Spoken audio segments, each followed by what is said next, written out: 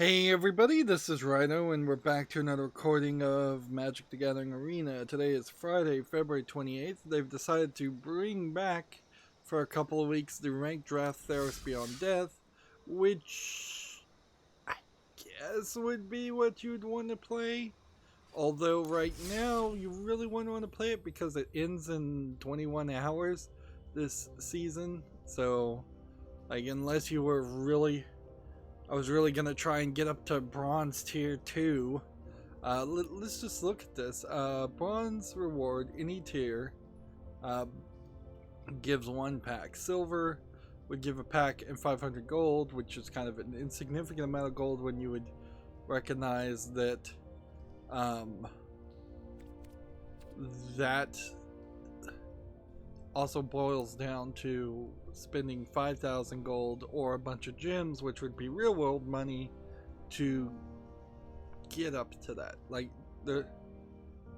there's a calculation here where the house always wins, in the fact that if you're doing a ranked draft and you got 8 victories, just like non-stop victories in each of the game, and no losses, I don't think you can just keep on playing at that point. I think after the 8th win, you're booted out. That's a scenario I probably will never see for myself, but I'm fairly certain you're booted out. So the house always wins because 8 victories can only get you so far in the limited ranking. It's not going to get you to the mythic reward, just doing 8 straight victories each. So you're going to have to put another 5,000 gold in. And probably another, and probably another, and probably another, to the point where I wouldn't be surprised if you're paying, even with the free-to-play currency, which you'd have to be getting somehow. I wouldn't be surprised if you are paying somewhere between 25 to as much as even $100 to try and get to this point to have a mythic reward, if you were just a really good player and had all the cards. And honestly, in drafts you would have to just be a really good player, because it doesn't even matter what cards you already own. You have to just be able to draft. And the top tier on this is at mythic reward is you get 5 packs and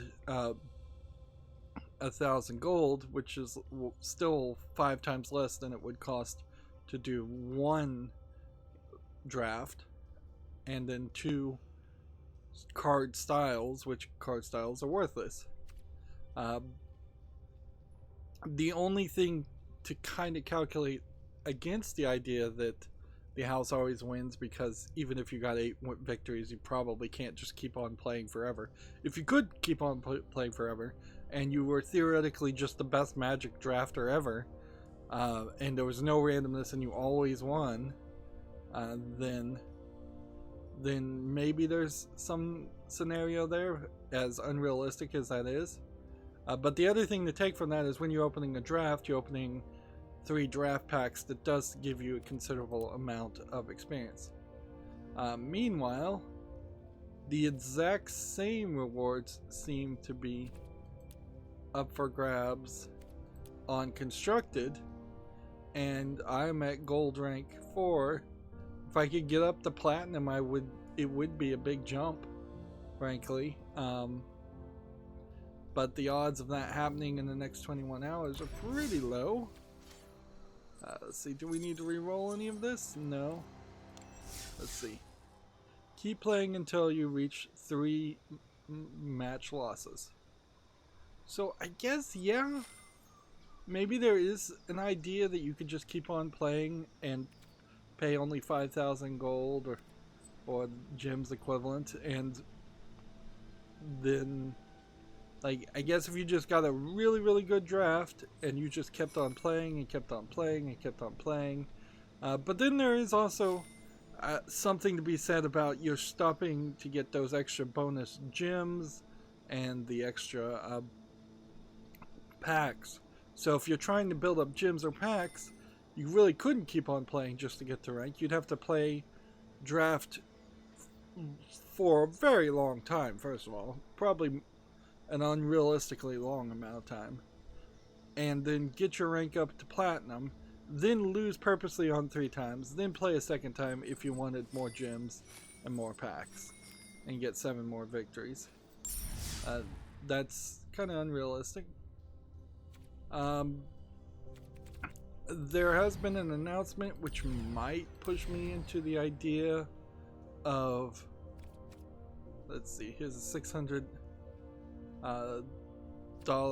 600 gold sleeve, which, yeah, I don't see a reason for that. This offer, Historic Anthology 1, seems like it is potentially going to be taken down and replaced for Historic Anthology 2. So they're working towards adding more cards to the Historic gameplay style.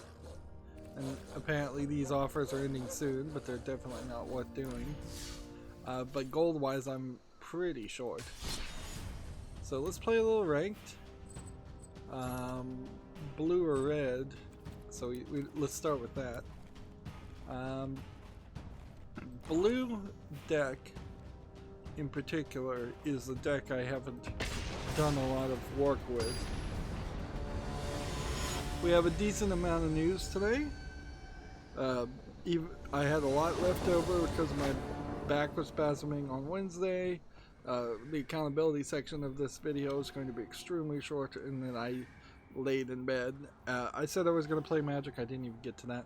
I did upload the Arkham Asylum videos, or the first 10 or so, and all 10 of them got content ID claimed.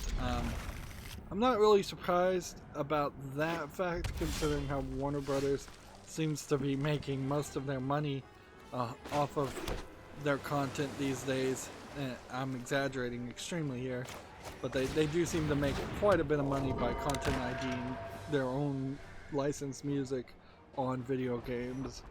All the Batman, Lego Batman videos also had that content ID claim, and back when I was actually making money, I would fight it, but nowadays that doesn't really matter as much, so I won't bother to file content ID things. I guess the truth of the matter is, if I ever got back into the YouTube Partner Program, that's when I would just bother to start doing content ID claims, because that's when everything would give me potentially like some income from it, which it would certainly be nice to get some income. My Patreon in particular is like, I don't have anything on it. I know I just have it put there, and it's like, please don't support me if you can't afford it, is what it says.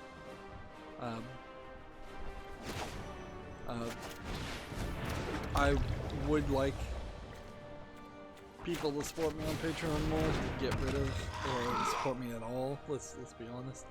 I have no Patreon supporters, but that would help motivate me quite a bit. It's certainly hard to continue to push towards making content on a YouTube channel. And sure, I've got a few people that will leave comments and say, keep it up, you're doing great. Some of those are almost certainly spam bots. But the financial incentive in a capitalist country like the United States is very heavy when you have that balance between the financial disincentive of having to pay for anything you want or need.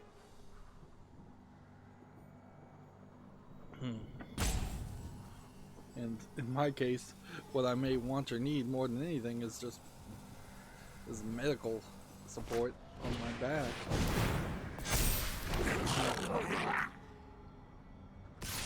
But I'm not here to tell sob stories or e-beg that much. What is super surprising, I would say, about the fact that Arkham Asylum's all of its music is content ID'd is just how incredibly uninteresting sounding the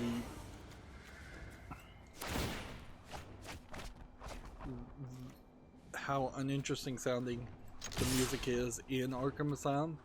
It's not a good soundtrack by any means. First of all, it has only one point where I even started to feel like I'm hearing a classic Batman tune from like one of the Batman movies. The other thing, I think I've looked at a review of Harley Quinn on YouTube, and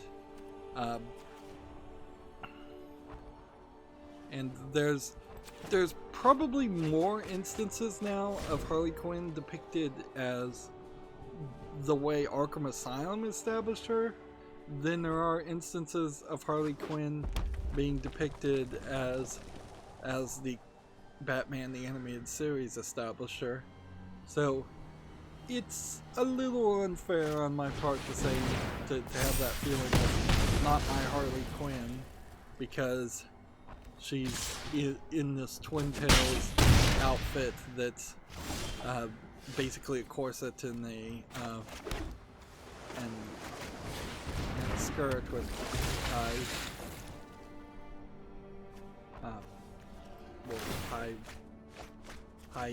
thigh-high knee socks. Yes. I don't think knee socks is the right word. Stockings. Yeah. But yeah, it certainly does feel like not my Harley Quinn. It also probably is a case of Arkham Asylum. I don't know, it'd be weird that if the Harley Quinn for the animated series wasn't a work for hire situation where DC owned the copyright on Harley Quinn the way she looked then, so it'd be weird for them to change her appearance for that reason. Or it's just, I guess, a factor of the Harley Quinn in the animated series was a very unique cartoony style, and DC just always wants to go darker and hyper realistic, and the new style kind of goes further in that direction. There was even a comic I heard about called Batman White Knight, where there's Dr. Harleen Quinzel and a different character playing as Harley Quinn in a side story, which is interesting. Although currently at my point, since I'm approaching the end of the game of Arkham Asylum, Harley Quinn is completely out of the story. So, but she was certainly one of the other characters of interest.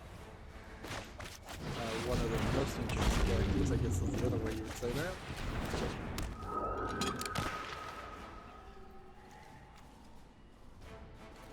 Well, this still can't attack, it can't block. So we're just continuing to do that.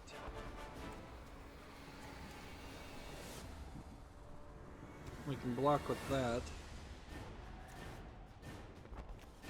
And we can attack with that, but I'm probably gonna lose. The problem with this blue deck is it's all about trying to mill yourself. I have 41 cards compared to him having 44. I've not even really done that. This deck needs a major rethink because this strategy is just not going to work. Okay, so we have a bunch of news, and so we'll just start covering it.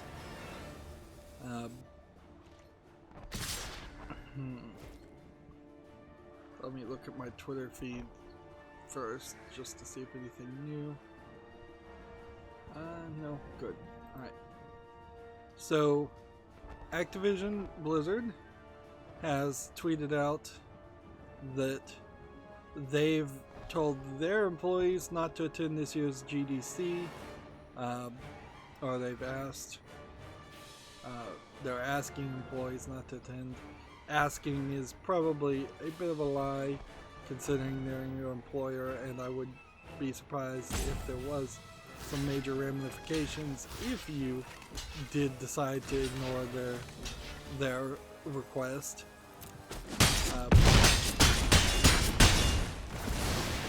Yep, lost there. So Activision is out, and it really is just a snowball effect at this point. A lot of other companies are saying they're out also, from GDC, from possibly IGF, PAX East. We haven't gotten close enough to E3 yet. What is this festival one? This is just a new festival which would give you skins.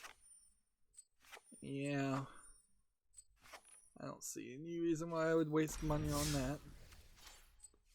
Alright. So, this deck, edit this deck. First things first. Field of Ruin doesn't work. Islands need to go in replace of the Nyx Islands. So, come over here. 22 of these.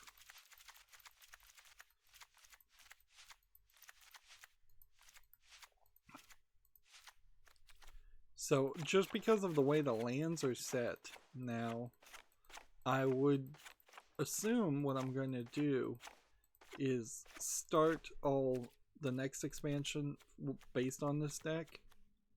Wow, and a decent number of cards there that are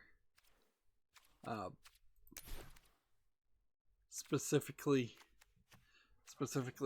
skinned and stylized. That they're gonna get me.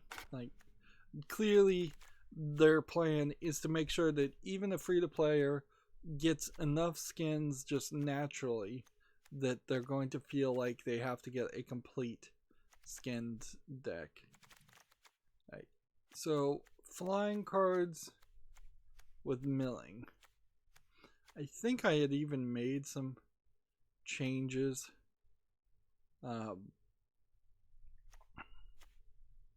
And I don't think it really is all about milling. It's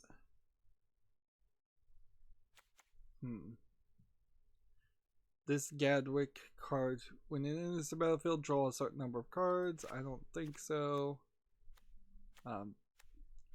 This really is, I think, supposed to be more of a situation around just this one's power is equal to your devotion to blue, which would mean you'd need to get a lot of blues on the field. This one's probably not that good. This I don't think we need.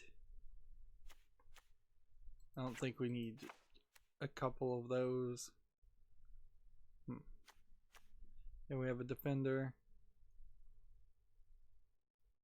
that I don't think would work. And this would just be draw more cards. Like, I think the main problem here is I just don't like what blue offers. I really don't think I do. So I would like to find something completely different. Something that's not about flying or drawing cards, which is probably asking too much. And I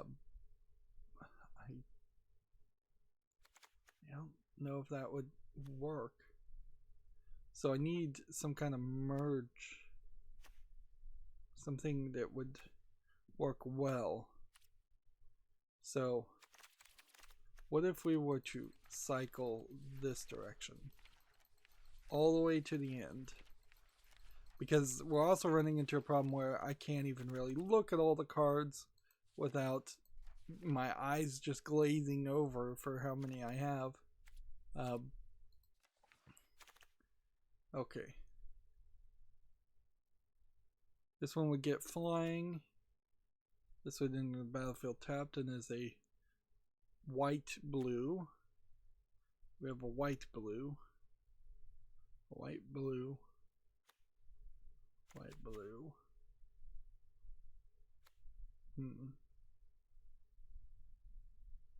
Each opponent can't cast. That just stops converted or convoking cards. That's not very useful. Let's see.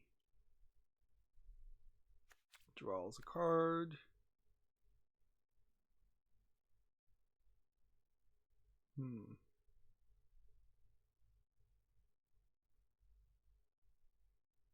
This one's not too bad.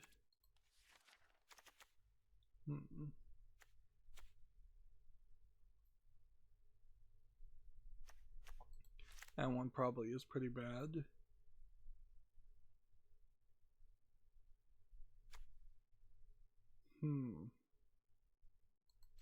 That one's probably not too bad. Interesting, but I don't think most of these cards would have toughness significantly higher.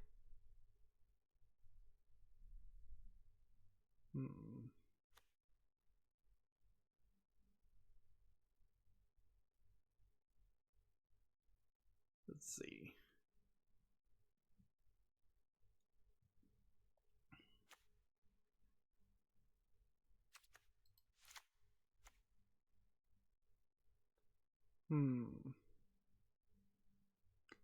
Yeah, I think what you do with this is you abandon the general idea of a pure white deck and a pure blue deck. Or maybe you just abandon a pure blue deck and instead you make a white blue deck that is a lot like a white deck and you call it a day.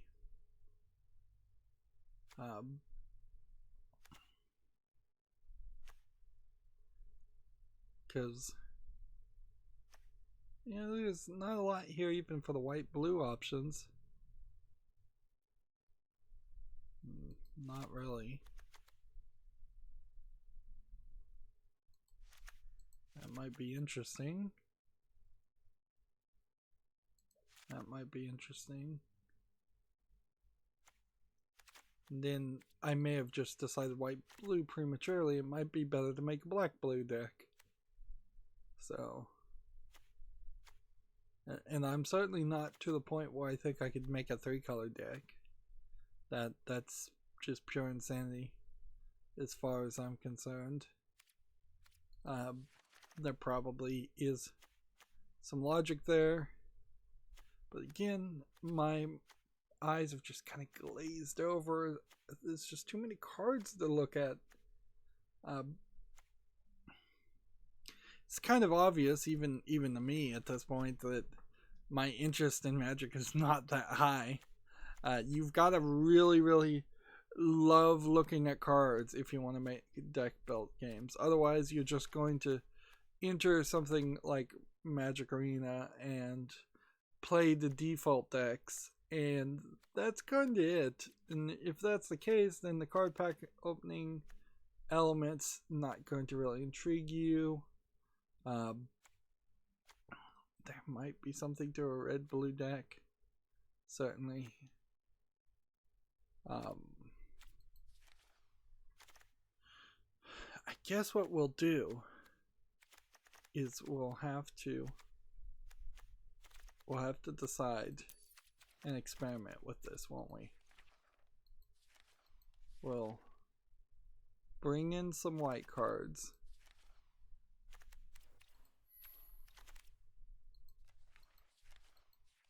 And let's see, how many do we think? 16? No, 11. Let's go with 10. And then let's bring this down until we're at to 63. Okay.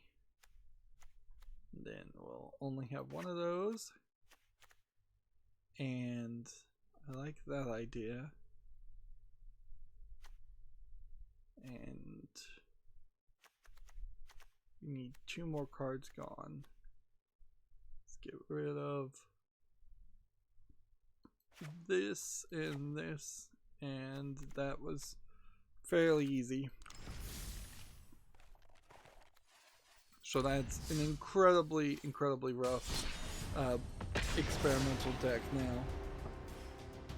But that's pretty much all I can do, because I don't want to spend a ton of time doing deck rebuilds, which cuts into covering the news and causes a lot of problems. I'm just feeling like I'm wasting time. Alright, so do I want to start this way? No, I want to have at least 3 lands. I guess I'm gonna keep 6. This sucks. Let's go ahead and get rid of this. So you play this and you immediately can't play anything. Yeah, immediately you see problems with dual color decks. Play this and can't play anything. It's been a while, and I think it is worthwhile to mention that Twitch hasn't had any significant problems for a while these days. For a couple of weeks, but 18 hours ago they did Twitter out. They're currently investigating issues preventing users from making purchases, emotes not rendering, and other channel elements not loading. Hang tight, we'll keep you updated. They're now recovering from that issue, also 18 hours ago. So I think almost that the better argument to be made there is, yes, they have gotten better at stopping that from being a major talking point.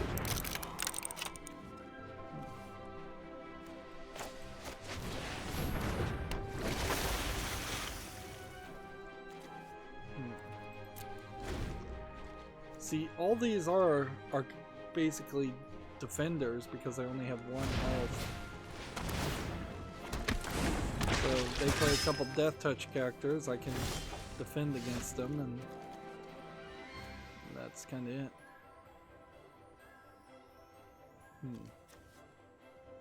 Interesting.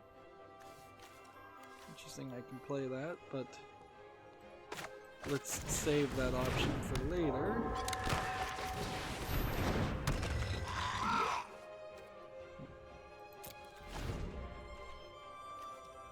So I'd like to see him use his entire 6 cards here in hopes that I can then destroy everything and return something like this into the field, which this can't attack unless he has 7 or more cards in the graveyard. This can't block unless I have 4 or more in my graveyard. So 1 more card in my graveyard, and this guy can block. 2 more in his graveyard. Well, actually 4 more, because the tokens wouldn't go in the graveyard, would they?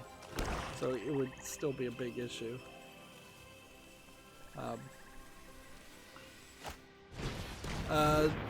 Magic Arena tweeted out this Destructoid article exclusive. Magic Arena is getting new historic cards and a secret layer tie-in. 25 cards in all. It seems like the second historic is going to be sold for 22,500 gold, which is a lot. They'll be playable in traditional ranked, best of 3, ranked, best of 1, and other special historic events. Honestly, I still don't feel like these historic cards are worth that money, because it's basically $50. Let's not beat around the bush here. It is $50 to have 10 cards that maybe in real world paper magic does equate to the idea of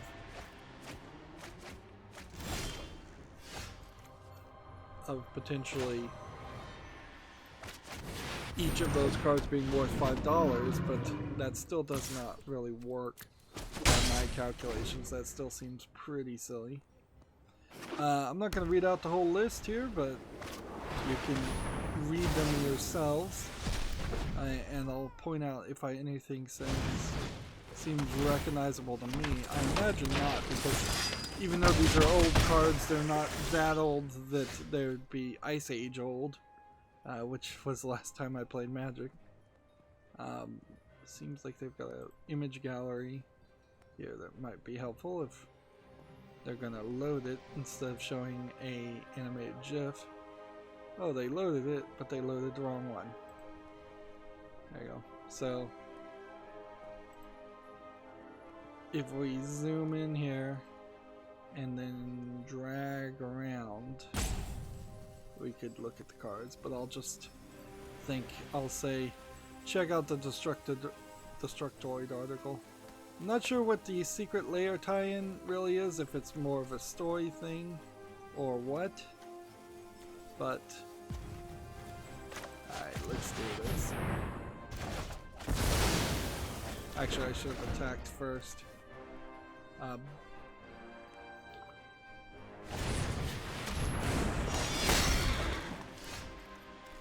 Let's see. This.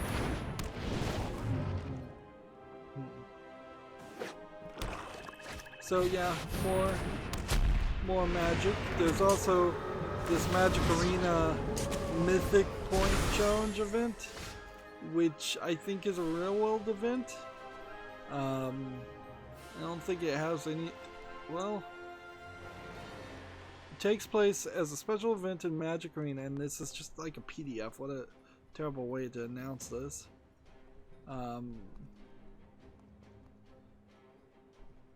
Let's see.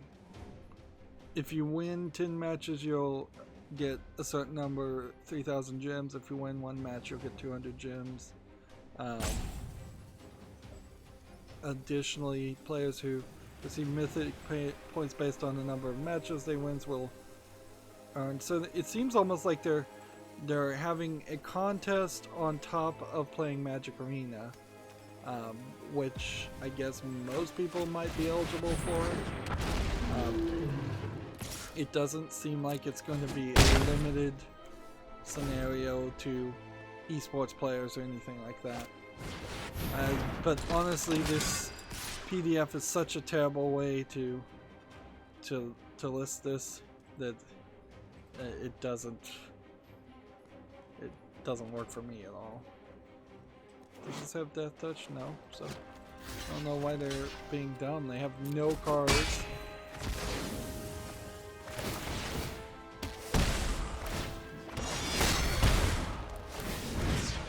What does this guy do?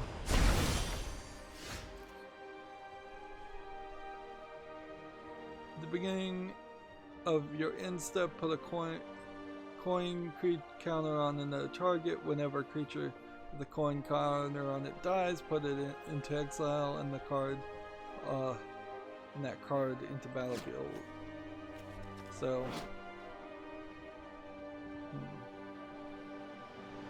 yeah, I don't fully get that. Let's see. This on the field, and then this on the field, and then we'll just go ahead and attack with this and attack with this. Seems like we are succeeding a lot better by just having a black and white flying deck than to have just a solid blue flying deck. This is probably a crutch, I would argue, and I imagine it would be a point of dispute here, that if I had a decent number of more flying blue creatures, then I could make a solid blue flying deck that would at least somewhat work.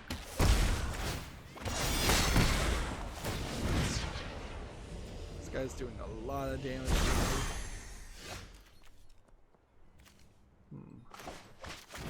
Well, let's see if we've got this. All attack. There, he can't defend any. Do we have enough to win? Yes, we do. Good.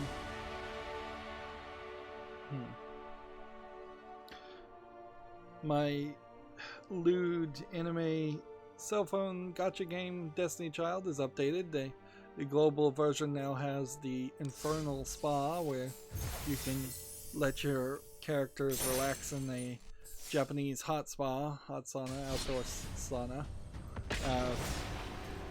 And it increases their base stats. Although on my highest characters, which obviously the highest characters are the ones I want to update first, it seems like maybe only one base stat goes up, or my highest characters already have such high base stats to begin with, because they're like the best in the game, that they're kind of limited. It's not a completely automatic process, although you can make it an automatic process. It requires you to play fairly well to continue to purchase paper lanterns to automate the process. So it's one more thing to do daily. Also, they're doing another event, and so my phone is getting a ton of experience, stamina, and trying to get experience using the stamina, while also running into trying to stream. So that'll be a good distraction to keep me busy as I try to get my back to heal. But I do want to get back to playing Arkham Asylum. Like, I'm close to the end of that, and there's really no reason not to finish that. And then I don't know what I record, if I record something next immediately, or if I decide to take a small break. Let's see. It's kind of... The only reason why you would do this is in case he's got a card that would... Why did that attach? Oh, I guess if you just draw a second card that attaches. Wow, there's a synergy there. I didn't realize. So yeah. Yeah, I'm getting further and further away from ever programming that electronic sign, which sucks because that was a project I actually wanted to finish, and I did make a decent amount of progress to it early on.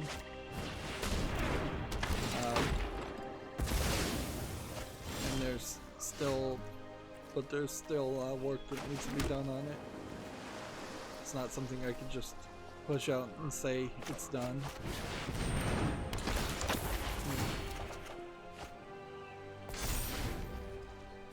Ah, see, we've got some synergy here.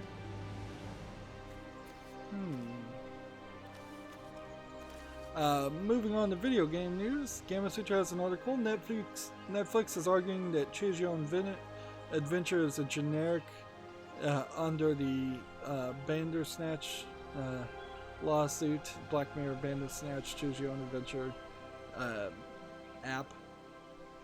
I was also playing with Letterboxd, and I don't know if I'm going to actually do anything with it, but there is a way to export everything you've ever watched to a comma-separated value file from Netflix and then import it into Letterboxd. But then Letterboxd only really cares about movies, and so you're going to get some weird things. Like, I watched No Game, No Life 0 a couple of days ago, and that's a movie version that is a direct continuation of No Game, No Life, the anime, which would be a TV series. At least I imagine how Letterboxd formats that. So I'm gonna have to do all kinds of curation particularly when getting the information from Netflix, because Netflix thinks I watched a lot of things because I fast forwarded through them, and that's hardly a informative and useful list to say, oh yeah, you fast forwarded through this and you wouldn't remember 5 seconds of it, let alone be able to review it or be proud to highlight it as something you actually watched because you really didn't watch it. So, like, a lot of curation there. My older collection inventory software on Android is called Shelves, and it only exports to a tab separated file. So I guess I could open it up and try and do some manipulation there. Maybe open it up, import it to Excel, then export it again. And then that only opens up issues of, did I really watch some of the anime I bought nearly a decade ago? Because I know there's some of them I definitely didn't watch and are still in their packaging. But on that point, I was listening to a podcast and a father was complaining about how Frozen 2 was not on Disney Plus. So the one thing you would assume that Disney Plus would have addressed and dealt with was the general lack of ease of accessibility of Disney movies. And no, they're still kind of withholding and doing the Disney Vault. It's also probably going to affect video games in some way, but I have no idea how. But it's worth mentioning that Bob Iger is stepping down as the guy in charge of Disney, effective immediately. He did that a couple days ago, although he is also still kind of in charge, at least in the structure of the management. He's still above the person that he named to replace him. He's just kind of stepping back and letting the other person be the figurehead and make the day-to-day decisions, and at least until his contract runs out. There's rumors abound as to why it was so abrupt, but one of the good rumors I think to take from that is that there's just been so much of a market share drop due to the coronavirus scares, that it is reasonable to think that this would have been the perfect time to announce something like that, because there's unlikely to be an even larger drop in Disney's share prices. Now, if they announced something today on Friday that was even worse than their main guy stepping down, that would be a problem. Or if it leaked out that he's stepping down because he's #MeToo'd or somebody or harassed somebody, that would be a problem. Although he's been a openly gay man, so it would definitely be a different story. But yeah, there's any number of speculation, and it is a big stretch to even try and figure out how that would affect video games, because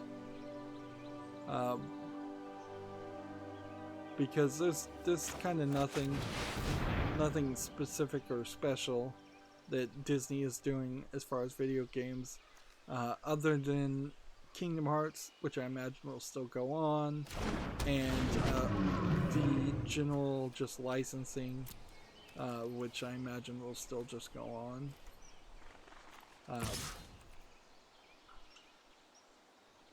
Okay.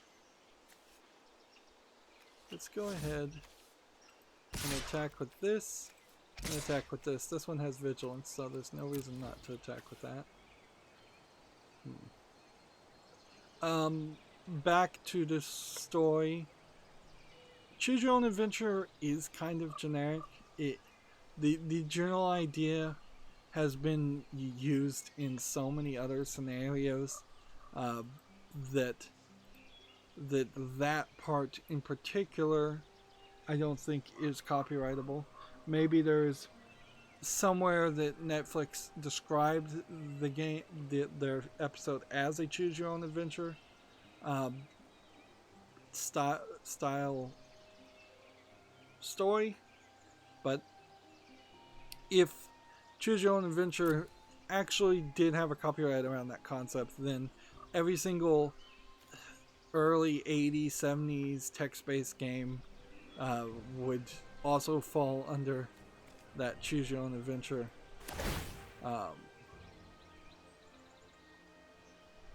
I don't want to do that. Would fall under that category. Every visual novel potentially might fall under that category. Every Telltale game would potentially fall under that category at that point.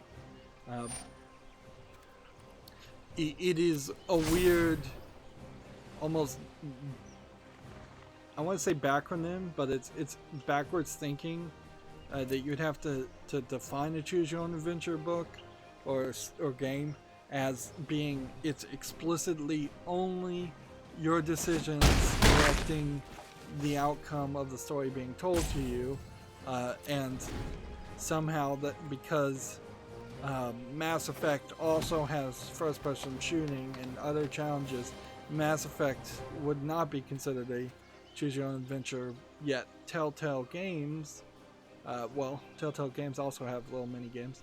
Visual novels, I guess, would be the one example where you almost certainly have tons of visual novels, hundreds upon hundreds, I'm sure, that only your dialogue choices are considered as far as the outcome.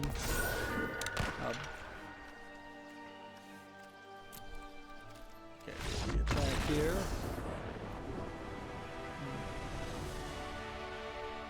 It would be a little too cocky to try and bring this into ranked.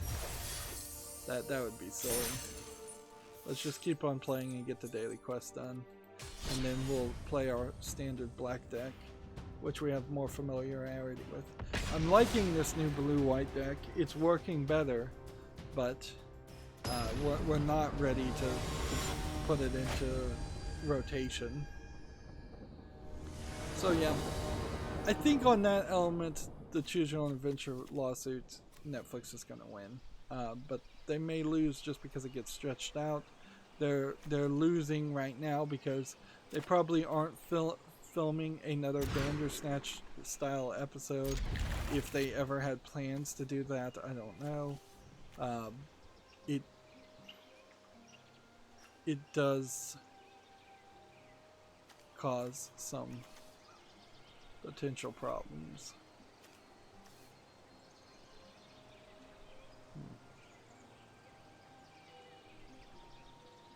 Let's go ahead and play that later.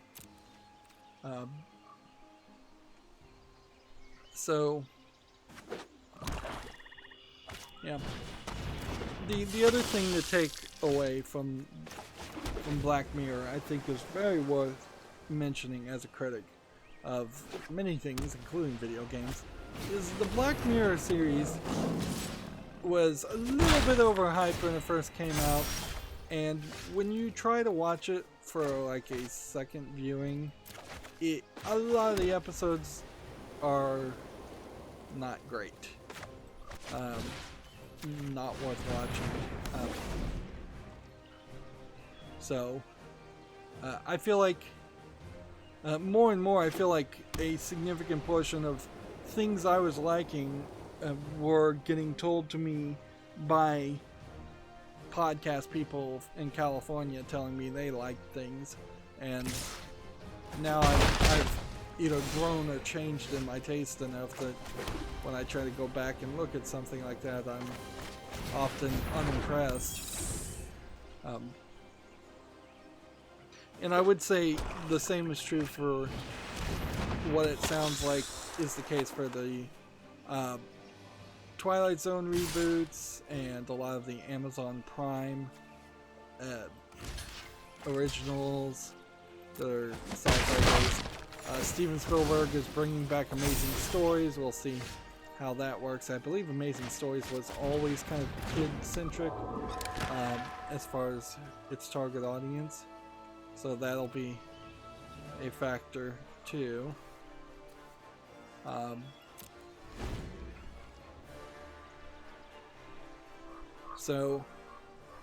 But I would say kind of after the Twilight Zone and after the first couples, no, I'll give all of the next generation Star Trek. After that point, writers who could write that kind of content became few and far between, and not something that's really worth, not very good. So equal to your devotion. So this has a 3 attack, but I can't do anything more. But I've already pretty much won, so I just need to play cards. Because that's all I needed to do and wanted to do. Yeah, it's hard to get good sci-fi, particularly in the decades now when they've fired all the good writers, and it's questionable where those good writers went. If they did just retired or what, or they just ran out of ideas. Alright, I'm gonna attack with this, and we'll see what happens. You can block and kill his guy, or you can let me do damage. And this would give me advantage if he did block, because this would be a land-based creature destroying a flying-based creature, both of which have the ability to buff up.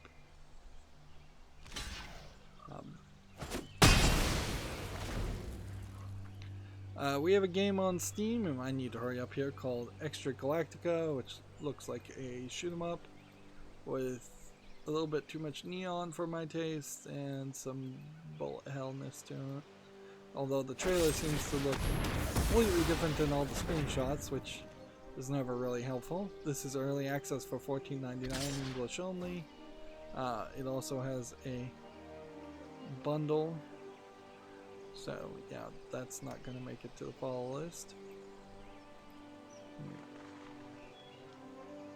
No blocker on that one. Just gonna play this. And we'll start just trading. Can we trade hit for hit with his lifelink? Probably not, but we'll figure something else. Next we have a game on Steam called Yandere Escape, which seems like it's taking that Yandere simulator concept and making it 2D and making it effectively a chase story that's really low effort, where you're playing as the guy being chased by a Yandere character who's obsessed with her and is murderous. This is free to play, English and German. It's probably a low effort troll game, if I was to guess. Like, the art definitely doesn't look interesting. And I don't know if there's going to be much of a story there. Like, it would be funny if somebody told a regular story and around that regular story there was a Yandere character. You probably wouldn't even need to use the phrase Yandere in that case. But let's see. Target puts 4 of their cards into the graveyard. Alright.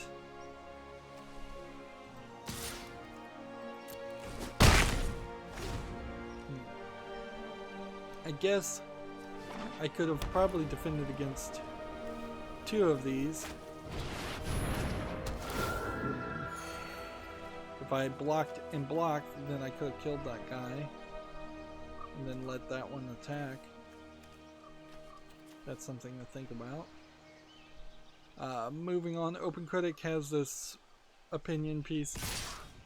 I guess it's best to call it. Some people think Kojima's production's latest tweets is a Silent Hill teaser.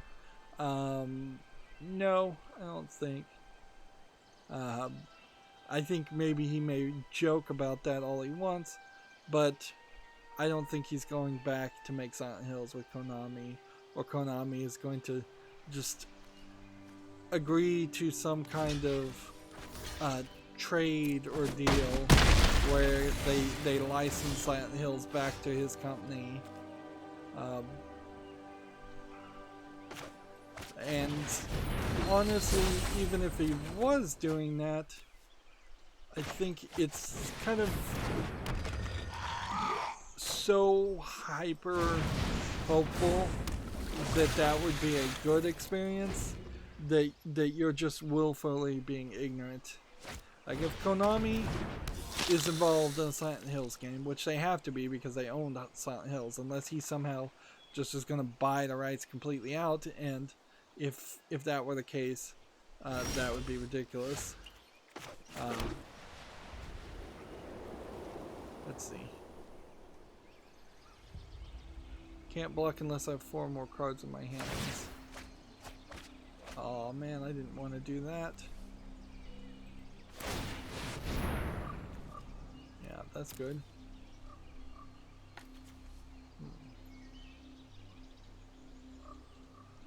Okay. So then we want to start picking off people. Well, I guess I could have attacked. That's what I should have done. Like, yes, this can't block, but it could have attacked. I could have attacked quite nicely. Yeah, I see no path in which Kojima Productions somehow buys the rights to Silent Hills, makes a new Silent Hill game. It's amazingly good, and everybody likes it, and it plays perfectly, and it has no weirdness, no flaws in it whatsoever.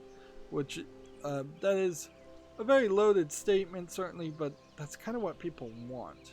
Like, that they want standard Silent Hill weirdness. They don't want Death Stranding weirdness. If you let Kojima unfettered do the next Silent Hills, it's going to be Death Stranding weirdness. I think that's fairly obvious. So there's, I don't think, a way around that idea.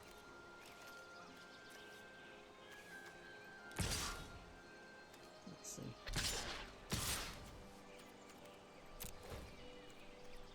I'm just gonna attack, and that's gonna be the mistake, and then I'm gonna lose. So yeah, Silent Hills is dead. It is also worth mentioning that they talked about how the remake of Resident Evil 3 is going to be shorter than, or they think it's going to be shorter in content than the remake of Resident Evil 2. Resident Evil 2 had a mostly identical second playthrough where you played as the other character.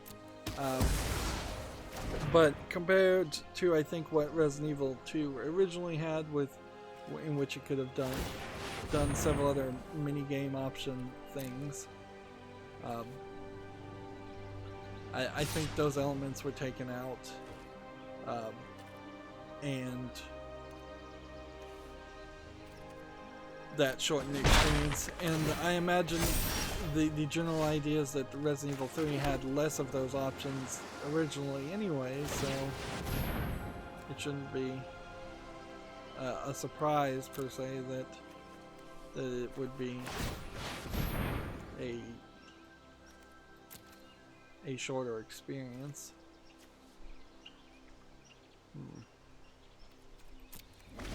think we're kind of at a stalemate where he's just going to take 7 turns to attack me with 1 hit. Because I don't want to block something with Death Touch.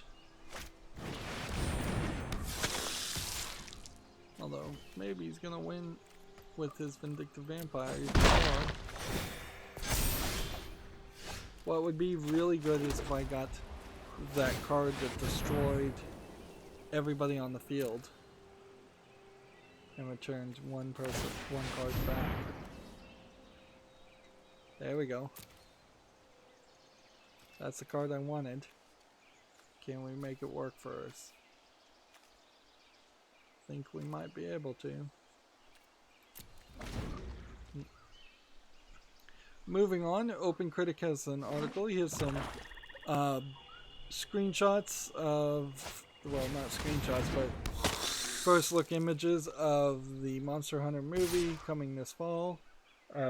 It seems to me like this is a rather gun-like handle, but I guess I don't see anything too modern. This black armor potentially looks a little weird. I would say this haircut looks particularly weird too. Like, I can't even really tell if this is like just a guy or a girl in that appearance. Like, Mila Jovovich is a girl, and then Tony Jaa, which is an Asian guy, which probably implies that this is going to be a heavily marketed towards Asia movie.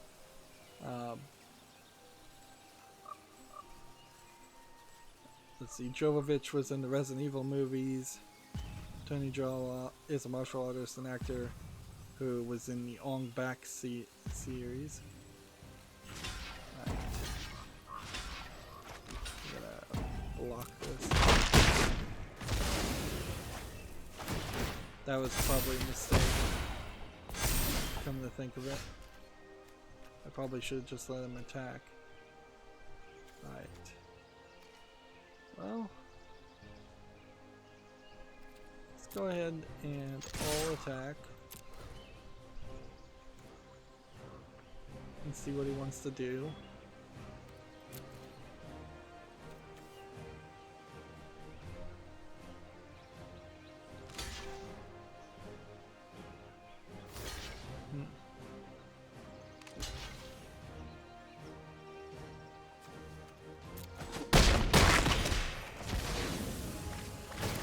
That was all a huge mistake in retrospect. Bring back this card.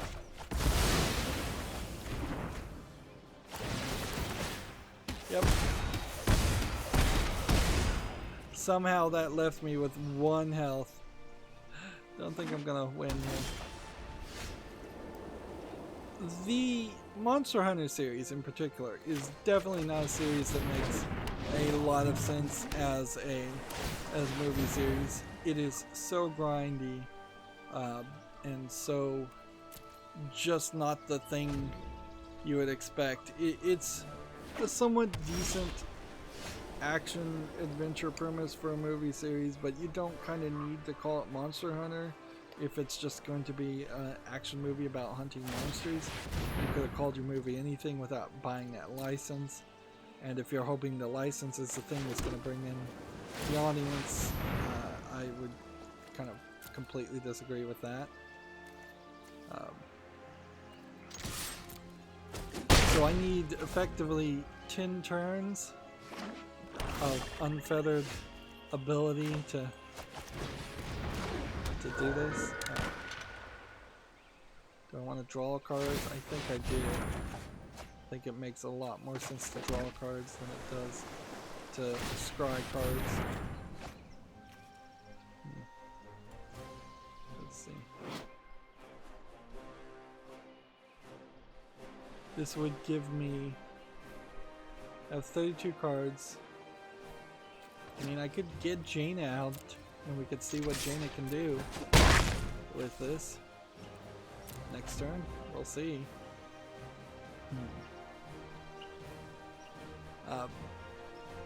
Yeah, but I don't think there's really any story as far as that.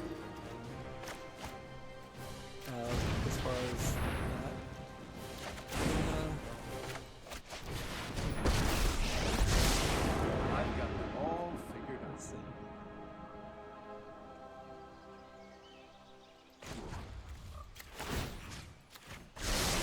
Always an answer. Okay.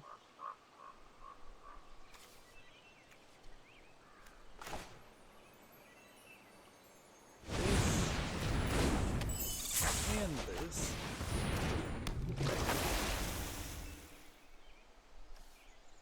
And this one has flying, so I can go ahead and attack with this.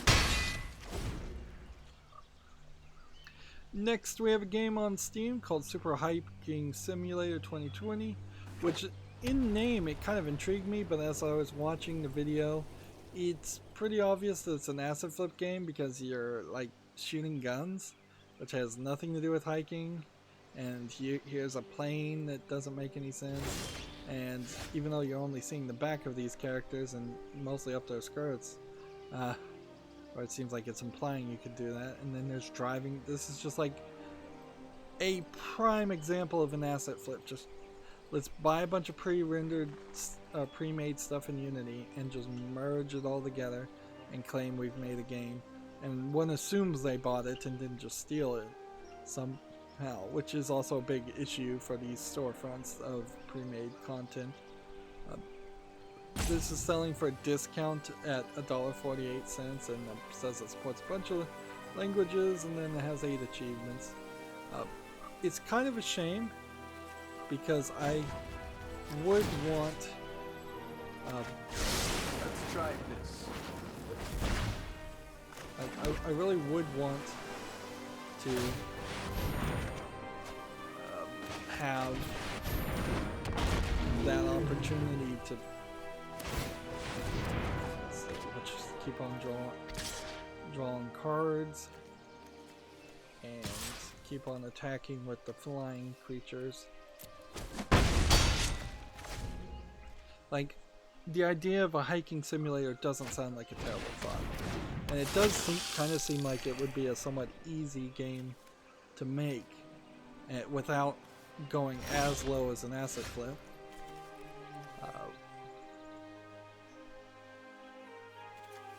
Let's see. We want this on the field. We want this. Just trying to get rid of all my cards. Guess I want more of this.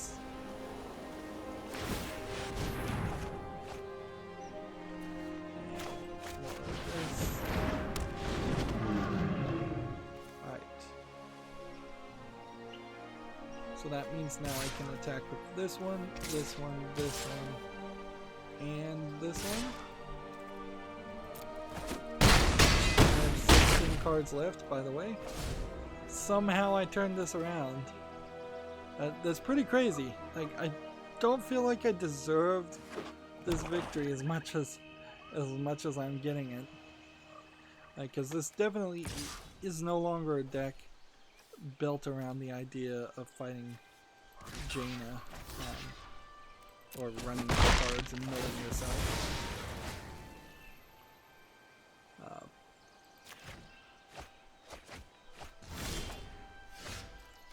Let's see.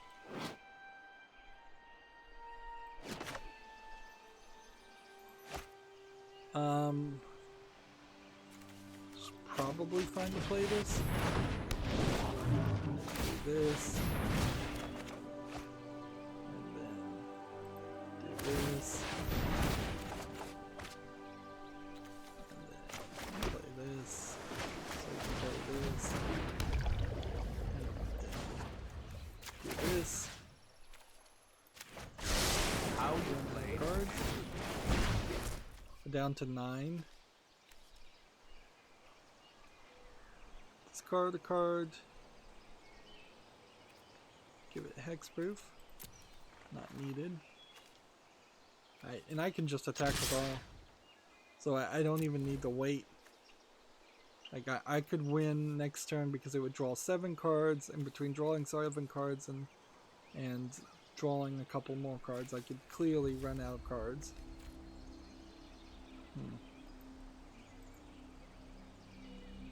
Let's see.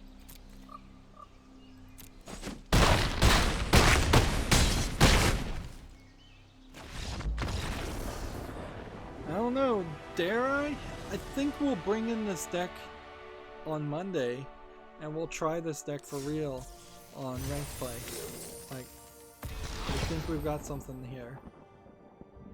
Somehow I lucked into making a deck that actually has some use. Meanwhile, here's where the unluckiness will appear. I imagine none of these cards are new, or even the second copy. For the damage to destiny. Let's look at the collection. Yeah, we got a 3rd copy of this one, a 4th copy of this one, and a 2nd copy of that one. So, kinda alright compared to what it's been, but not great. Alright, so now standard ranked, Out for Blood version 1.1. Moving on with video game news, Gamasutra has an article. CCP has called off the EVE FanFest event over coronavirus concerns. I gotta applaud video game developers and companies doing the right thing and protecting their customers. I guess in the long run it makes them more money to keep their customers happy and healthy than it does to get short-term profit from one event and potentially spread an epidemic. But I wouldn't have been 100% certain that that's the way people would play things. The Facebook F8 event also was cancelled, which I think has little to do with the video game world, but there are Facebook games, so that's worth mentioning, I suppose. Now, when playing this deck, I have to remember, if this guy does not attack, I still need to sacrifice my familiar and bring him back.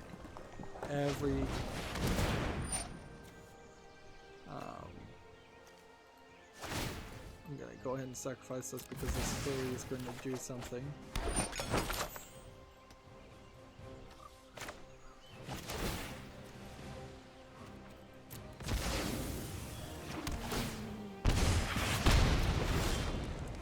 There we go. And now we've got this, and we're set up nicely. And I guess I can go ahead and attack with this, because he can defend and die, or not defend and take a damage, and I'll gain some health. We will have more stories, I believe, of people canceling things. It is pretty much a snowball effect. Like I said, I think I wouldn't be surprised if entire events like PAX East, F8, get cancelled. I wouldn't be surprised if GDC gets cancelled. They probably should have a faster response to this, and every event coordinator should have a backup plan to go pure digital in their announcements. And it seems fairly obvious that a lot of them don't, and they've put all their eggs in one basket, as it were. GDC in particular is its kind of only thing, so it's not even super surprising that they have all their eggs in one basket. Committed to not canceling that event. I wouldn't be surprised if E3 also gets canceled. So, okay, we can trade here. Trade for trade. He can block with his Death Touch, Lifelink character if he wants. Or you can just let me attack and do 1 damage and gain 1 more health. Next, we have a game on Steam called The Last Sky, which looks slightly interesting. They're calling it a puzzle game. It seems like it's a combination of maybe a couple different things, like a 2.5D platformer, or you're a really small person. It does seem like there's several different things, and there was a horror element that I wasn't really expecting. This is early access for $14.99 English only. I'm a little iffy on this, but I'm gonna put it on the follow list. We'll see if it comes out and gets reviewed well. I wouldn't be surprised if it comes out and people say, "Oh no, it's just a horrible mismatch of ideas and game demos." Next we have a game on Steam called Mistaker, which looks very much like a clone of Spelunky, which Spelunky may have been a clone of an older arcade game anyways. Seems like there's nothing special here, and as I didn't really like Spelunky, I don't think I'd put this on my follow list. $6.39 discounted English and Polish. Doesn't look terrible, just not my type of thing.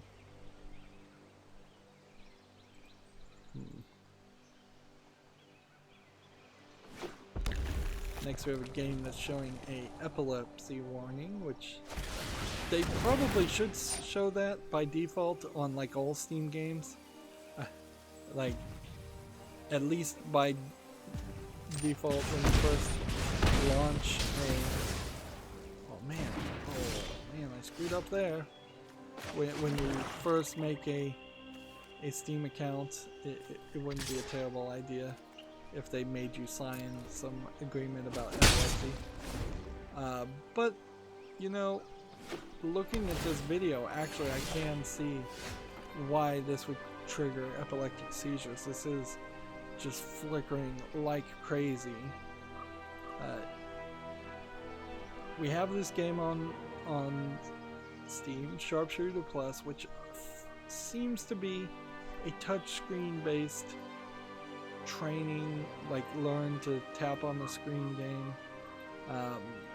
It's really more of a tech demo. Apparently you can play with a gamepad, but I imagine the controls are pretty bad there. You would really need a light gun, and every time you shoot something it just blasts into a bunch of particles, and I'll try not to show that.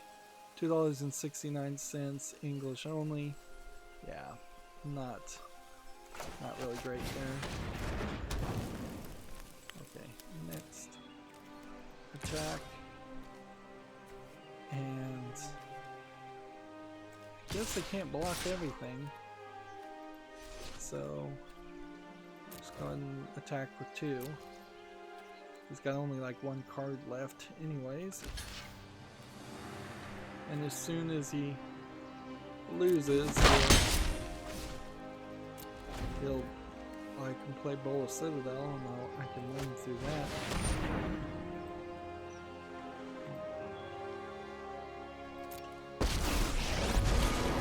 Anyone who stands in my way is getting sizzled.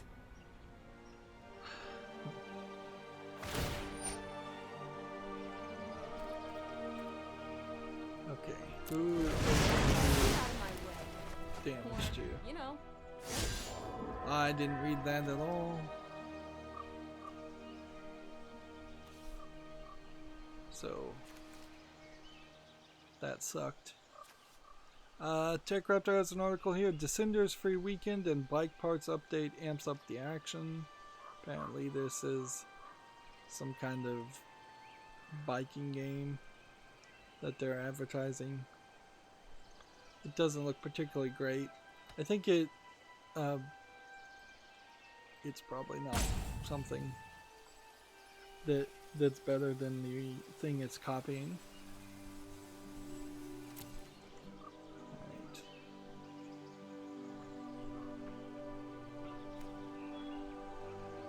So we need to take down this character. We're still waiting for one more swamp. And while we're waiting for one more swamp, we'll attack here. TechRaptor has an article here. Amazon's GDC 2020 participation has been cancelled. Only 2 of the diamond sponsors remain. Well, apparently they've updated this. Let's see. So Google apparently hasn't canceled, Intel hasn't canceled, and NVIDIA hasn't canceled, compared to Amazon Web Services and Amazon Epic, Facebook, Sony, and Microsoft, and Unity. Which, yeah, I don't know how much that really affects the people who have a speech What? to give, That's it? but it does kind of show that if they were just to do a TED Talk style of events, where it's smaller events where people give speeches in front of crowds, or there is just no crowds and people give speeches directly just to camera in a theater that's empty, either one of Really those, is the best way to destroy things. like, I should have probably sacrificed that at this point. I'm playing poorly. We'll see what happens next. See, now he's got a block, or this dies. So we'll see what happens. TechRaptor has an article. EA servers are causing problems for FIFA players and other games. So yeah, EA still not being great.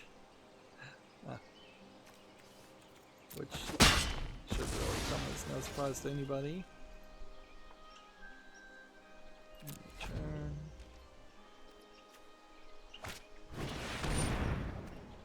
Resolve.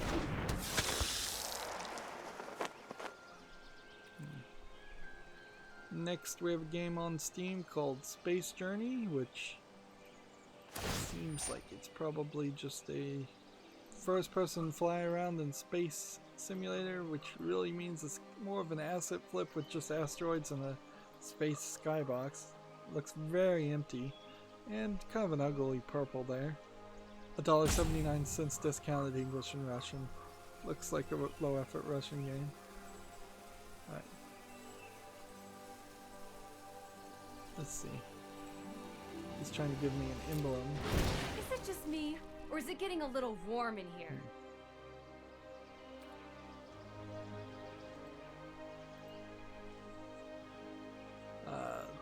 TechRaptor has this article. The Division 2 Warlords of New York is of New York's biggest obstacle. I think this is supposed to say the Division 2 Warlords of New York is New York's biggest obstacles, and they tried to smush it down into a shorter headline. I don't know who cares about the Division 2 though, so read that article if you're interested. I'll just move forward here as I'm trying to rush through everything, because at any point my back could start spasming again, and then we should just wrap up. This started late again. I've just shifted my sleep patterns, obviously, and I was awake at like 7 in the morning, about to fall asleep, and I was not really in the mood to try and stream at that time. Let's do this. Ooh, do I want to play that?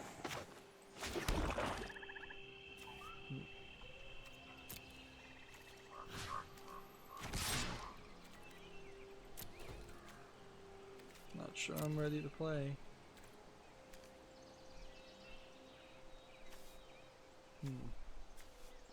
If I can get past this Bowl Citadel and then do 10 damage with a Vindictive Vampire, I could probably accomplish that pretty easily, actually. We have a game on Steam called Elements TD2. It's obviously a tower defense game. And yeah, I have no interest in playing any tower defense game that labels itself TD or tower defense. You're going to have to be sneaker about the name and have a much bigger selling point. It's $9.99 English only. There is almost an appeal to a tower defense game in the idea that it's something that is automated Wow, and thus annoying. not something where you have to push buttons. But I don't know why I'd want to play that on Steam. I would be a lot more open to that experience on PC. This guy's just trying to do No pressure. two emblems on me. This is crazy. Alright,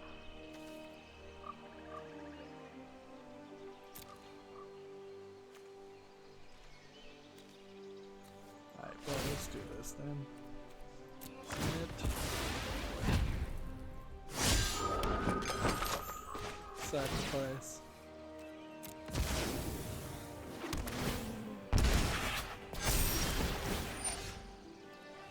Resolve all that.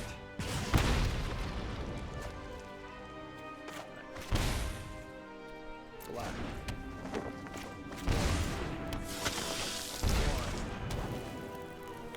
And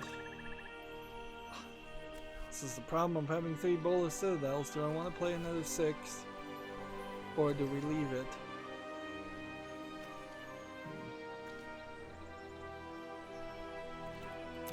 Next. Attack here.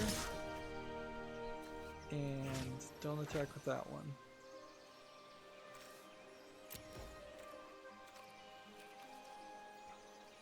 Oh, you know what? I could have probably tapped somebody too. Well, we'll save that for the next turn.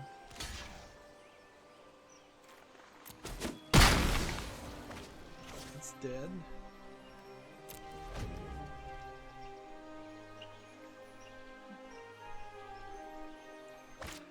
Next we have a game on Steam called Drifting in Space. We're seeing a theme here of low effort space games. Again, often it feels like maybe there is just some entity, some Russian troll farm that gets the order. This week we're making terrible space games to flood Steam with. $6.29, bunch of language support, nothing here of interest. You would think you would get like 1 slide puzzle a week, and then 1 space game, and 1 shoot 'em up a week. There would be much more of a balanced experience, and it just kind of isn't. What's this doing?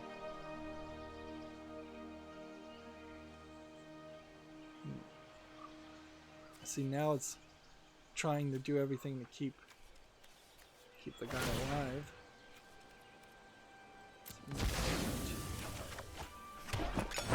And let's go ahead and submit this one too. That way we can bring back both of these and do this the right way. Oh.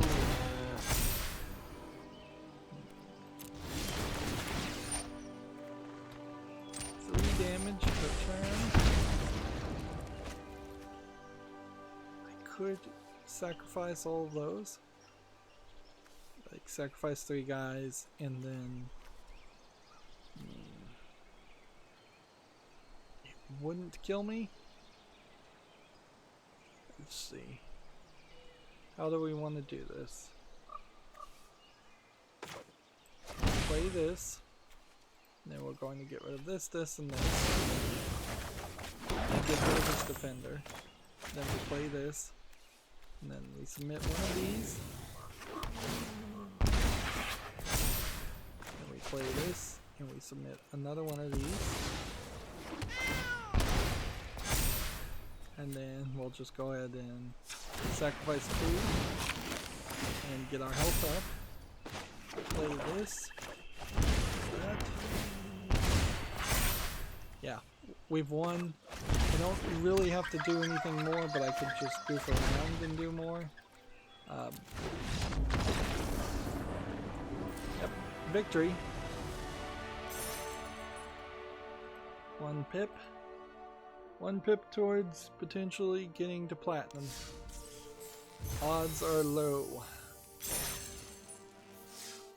But victories are victories, so that's still not bad. Gamatsu has an article here for the PS4, PC, and Xbox One. Atomic Heart 2020 gameplay teaser trailer. I believe Atomic Heart, was that the game that had a weird kind of multiplayer version, or some kind of point and click adventure version, and then it was teasing a first person shooting version? Or is that something different? That might be a different game. Yeah, I think Atomic Heart, we really just saw a weird trailer, and now we're seeing more of a weird trailer, and it's still probably at least a year away from actually being out. Do we have a release date? Yeah, it's still in development. Set in an alternate universe during the high noon of the Soviet Union, which high noon of the Soviet Union is a weird phrase. Jeez, do I want to mulligan again?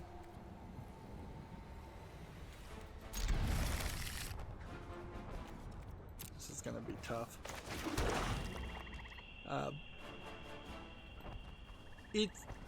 Atomic Heart looks interesting, but it is just another example of a game that is going to be overhyped if they're not careful, and could easily be a major disappointment if they're not careful. And this is probably not a bad one to start with, because if he has something to defeat me, it has Afterlife. While I can, in the next turn, throw this and this on the field.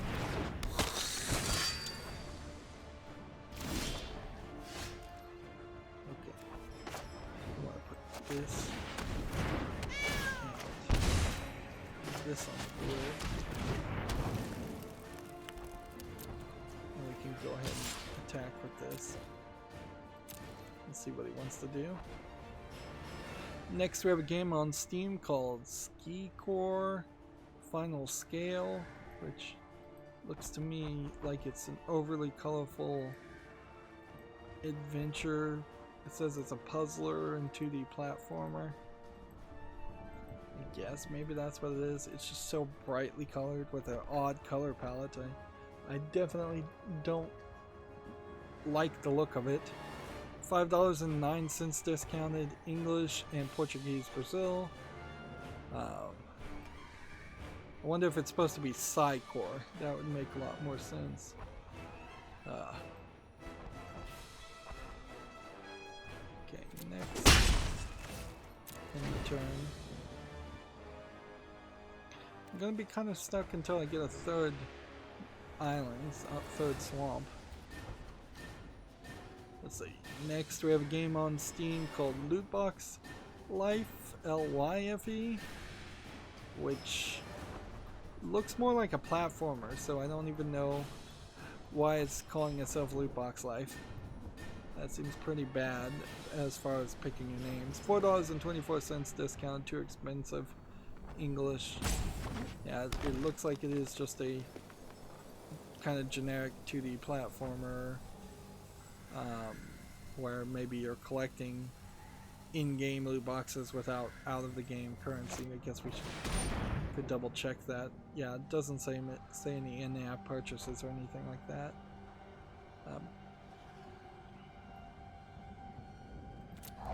Yeah, I'm definitely unimpressed by an unimaginative name and potential. I don't know why you would name any game with loot box in it. It's not like loot boxes by any real consumer are seen as a positive.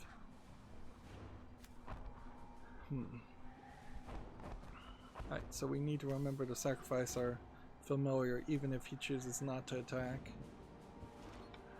Next we have a game on Steam called Dwarrows, which I guess is half dwarf, half arrows. It looks like it's a little bit too zoomed in camera, adventure slash building game. It actually does look like somebody put some effort into it until you start looking at the graphics and realize the graphics look terrible. Like, this feels like one of those games where you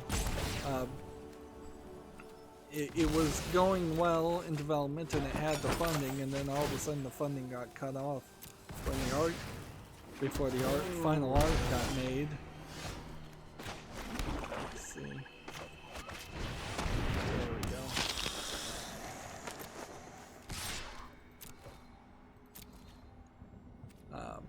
Yeah. When you look at this thumbnail, that's something somebody animated and that looks good. This could be asset flips, and that could be the case, is that they just could not find an asset to use for the faces. It's $29.99, however, and English only with a third-party EULA, which is way too expensive. 71 achievements. Yeah, that might be reasonable, but the way this looks does not look anywhere close to a $30 game. Let's see. Next, we have a game on Steam called Miasma Caves, which I feel like we've seen this game before, and certainly a lot of this does just look like asset flips. Was this Windy Games the same developer of the previous game we looked at? Like, let's see, how much do they want for this? $16.99 discounted, English only. Let's just look at this guy and see if they have any other games. No? So it can only be assumed that Miasma Caves just happens to have the exact same pre-bought assets as the game we just looked at, which is not good. And then inherently this is a problem of artists being able to sell their product in such bulk, whereas art in the past has been very limited to like one painting, maybe a dozen duplicates of that painting are sold to rich people or different museums, but not everybody and their dog has a print of the Mona Lisa, and that's arguably the most famous painting ever. So yeah, there's a problem there. But I would say that's not the artist's fault. They're making their money. They're doing their job. It is the creator of the game's fault to say, here's some pre-made art that we can use, but we've got to put our own spin on it. We've got to customize it. We've got to make our game stand out and look familiar. And while the Miasma Caves trailer that I'm watching now looks somewhat interesting, it is failing to stand out compared to other games enough. It's also a little dark and a little basic in what it looks like you're gonna do, just running around. Is what you're gonna do running around mining. Feels like it's a slightly different spin on a Minecraft game with a lot less to offer. Let's see. Is this guy gonna play? Is he deciding, or is he wandered off because I've taken too long to play myself? Alright, well, he did nothing, so we will do our standard thing.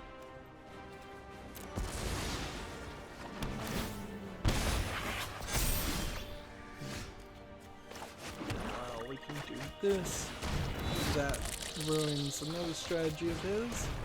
That ruins that. And we can start pounding him pretty hard as far as these go. Yeah, we can just start attacking with those. Fine. TechRep has an article here. Asmodee Group is open to brand partnership opportunities. I think the problem there is Asmodee is the developer of things like Ticket to Ride and Pandemic and Keyforge in the digital form factors. I don't know if they own the default rights to these games. And every time they've made a digital format game of any of those games, they've been pretty bad. So I guess maybe if they were willing to entertain a offer of, let us have your license to Ticket to Ride so we can make a good Ticket to Ride game instead of what you have, and replace your version. And in the case of Ticket to Ride, I think it's not even that it's a particularly bad game. I think it's in the digital format, or even in the real world, I think it's just that it was too expensive, a little too greedy. TechRaptor has another article here, Death and Taxes review, which I don't think I've seen a game called Death and Taxes. It's probably on Steam. It's probably an indication of yet another game that I've missed somehow. They gave it an 8.0. It's a short, fun game with plenty of replay value, enough to challenge you to keep you reincarnating a few times over. Pros clever writing packed with pop culture reference, easy to learn gameplay with a difficult in-game. Cons, some minor technical glitches and a few rough edges. Let's see.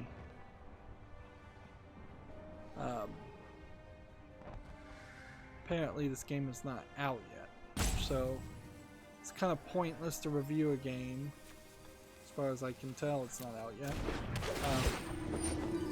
Yeah, unhelpful.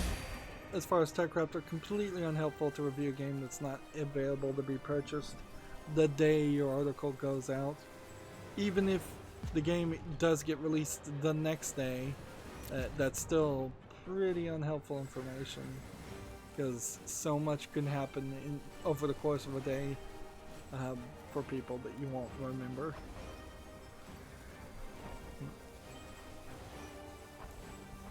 Let's see. This guy is the one that should be playing. Game of Sutra has an article here. Modus Games narrative puzzler Lost Words becomes the first on Stadia exclusive. So here's our, I believe, first exclusive, temporarily exclusive game coming to Stadia, and it's something nobody has heard about or seen any hype of, or particularly is likely to care about whatsoever. And that almost certainly was the best that Google could do with Stadia. And that information coming out now instead of at GDC just is probably another indicator of Google not really doing anything at GDC. And so they're getting their announcements out earlier. It wouldn't have been a terrible thought to announce you weren't going to GDC, and also here's everything we were going to announce at GDC early. That way you control the narrative a little bit more towards the positive, instead of just canceling your appearance completely and then rescheduling announcements or whatever, if there were going to be any announcements at GDC, which there probably weren't going to be too many announcements at GDC anyways, because it's not a consumer-centric event. It's for the game developers, and it would be kind of silly to announce a game to game developers. Moving on, TechRaptor has an article. Ever Forward is a dreamy new game from the My Time at Porsche devs, which I'm not 100% sure My Time at Porsche ever came out of early access. This seems to be like a girl in a weird universe, kind of hiding and puzzling, and yeah, seems like it's pretty much a puzzle escape platformer, not even really a platformer. It's coming out in the fall of 2020. Might be something, might be nothing. Like,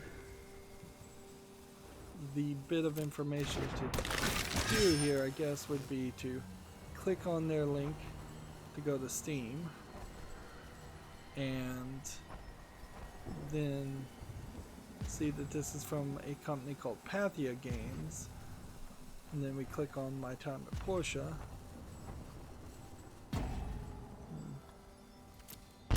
to play. Otherwise it's going to start penalizing me.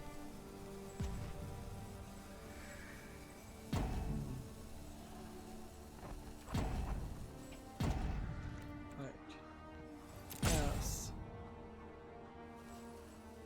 Are you going to attack? I basically win in the next turn if he doesn't do something. I don't think any of these creatures have reach, and so between this, I can probably do, well, I can do 6 damage, and this would do 7th damage. So yeah, he's basically lost. As long as I do this.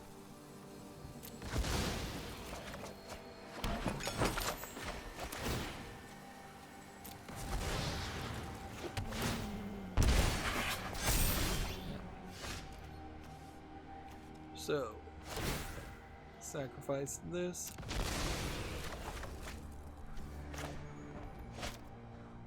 Okay, this on the field. Go ahead and put this back on the field.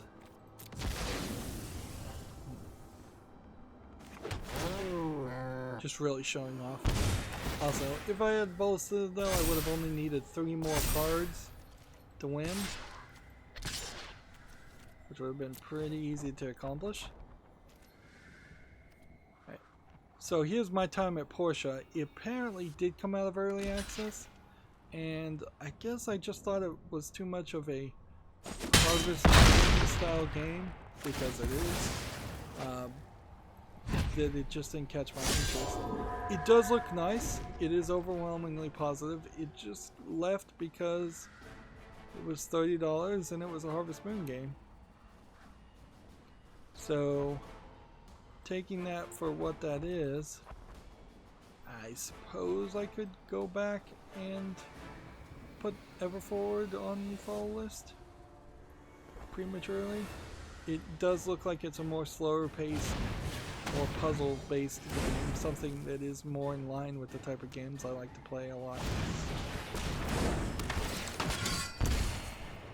Let's see. Gamatsu has another article here for the PS4 and Switch. The roguelike dungeon defense game Dungeon of the Endless is coming. Due out in physical and digital events editions. Do we have anything more that would show us anything about it? Just a 1 minute long teaser trailer. It looks kind of sci-fi, looks pretty dark screenshot. I'm not sure if this is supposed to be the way the game really looks, or if they're showing a teaser trailer. Apparently Sega's involved in the development of it, which doesn't mean anything really. Let's see. What happened here? How did he survive?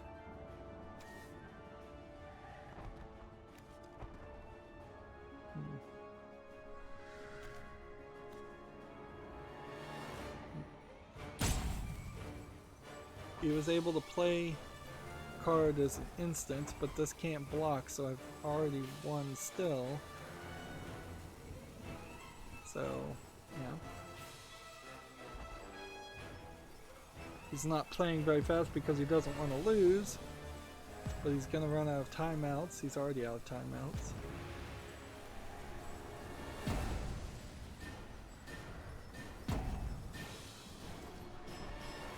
So now we just attack, attack, attack, and yeah, go.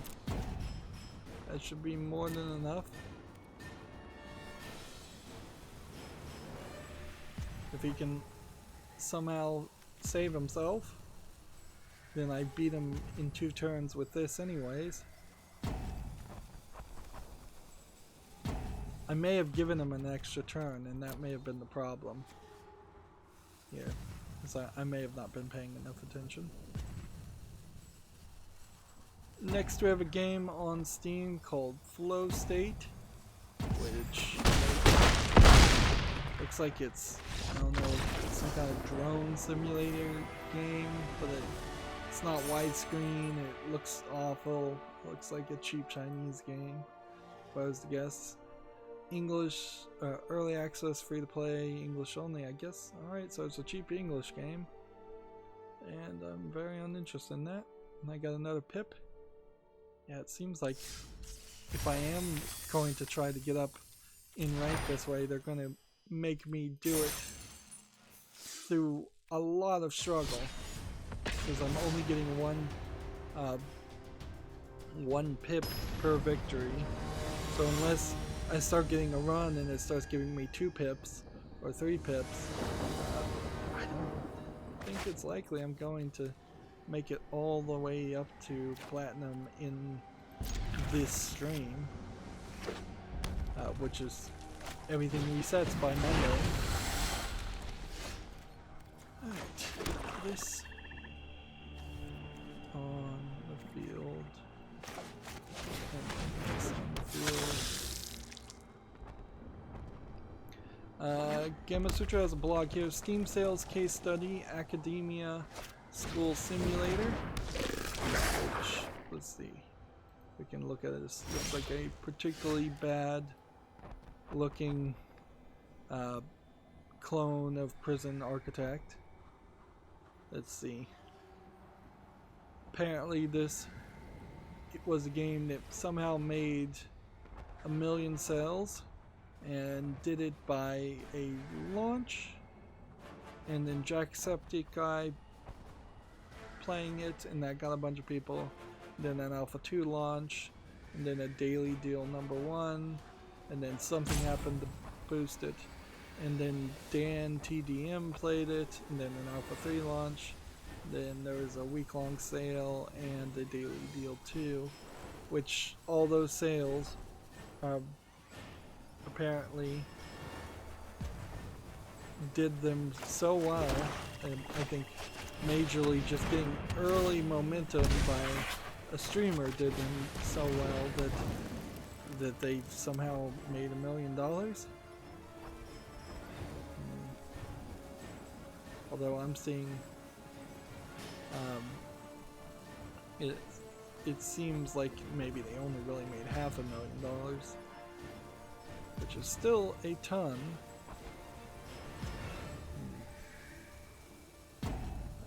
And a disappointment, certainly. Like, I can't underemphasize the idea that a game that looks that bad gets potentially $500,000 to $1 million in sales simply because Jacksepticeye played it. But unfortunately, I think that is the scenario we are living in. Moving on, Gamma Sutra has an article here. Good Old Games will now refund games within 30 days, even if they've been played. This is improvement, certainly. And we can never be unhappy about improvement.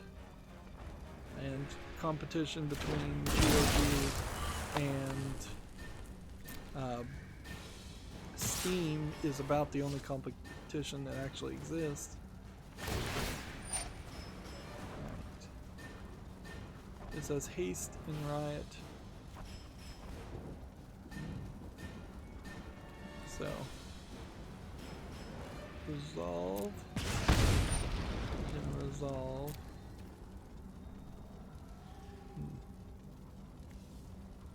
And then pass, I guess, and then block, and then decide to block, and then sacrifice. Do that. And then do that.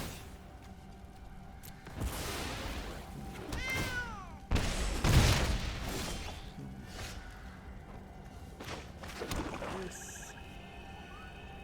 And play this.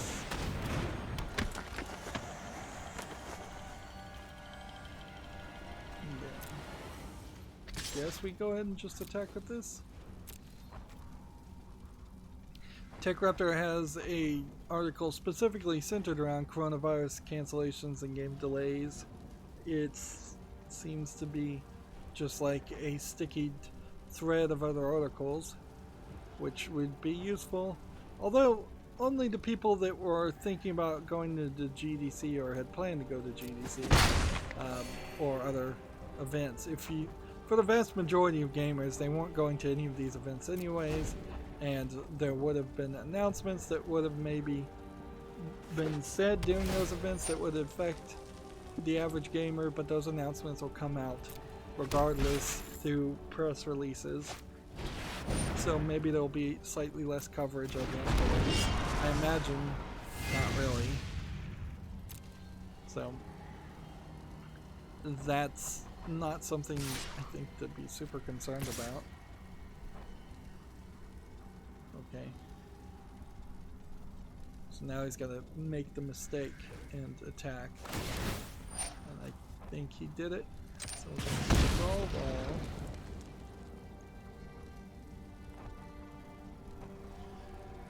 And then we pass here. And I block here. And I block here. Click block. I activate this. Submit that.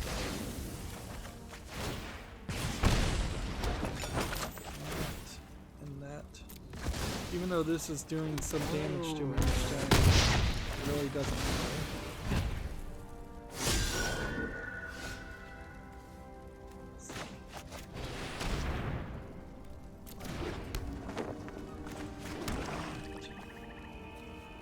I think we're good.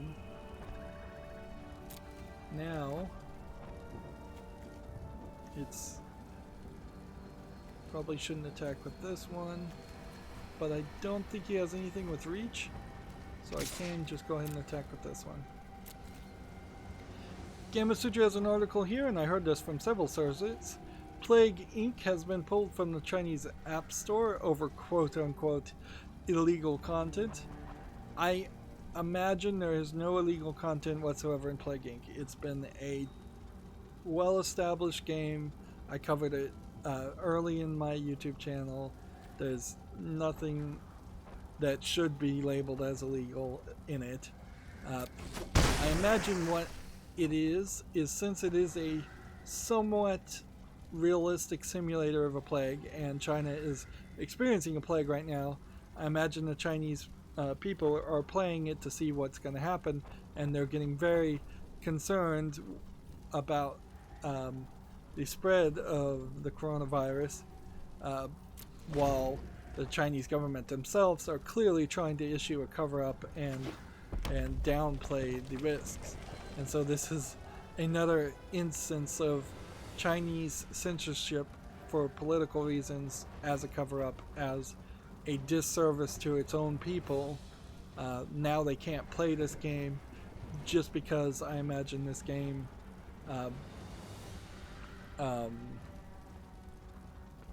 somewhat simulates what a plague does.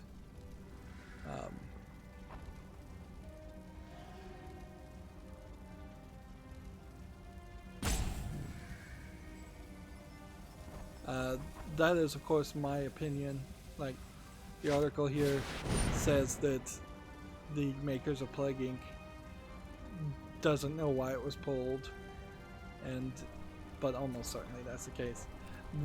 The weird, it would be very, very weird if it turned out there was something illegal in the content, something like that had been added or changed, or there's just something in Plague Inc. that doesn't pass muster, and that it is just a coincidence. I cannot give the communist, authoritarian Chinese government that much benefit of the doubt, though. It's not realistic to believe that. Okay. So, what I want to do is I want to block the most damaging person, which would be this, and then I want to sacrifice this.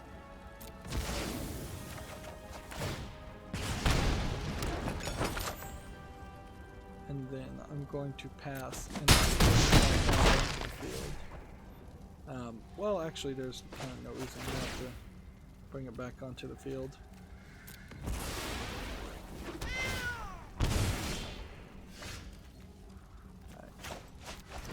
I just don't have enough mana, so I've lost this game.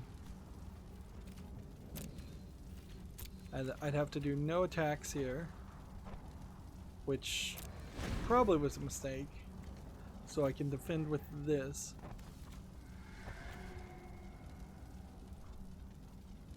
Let's see.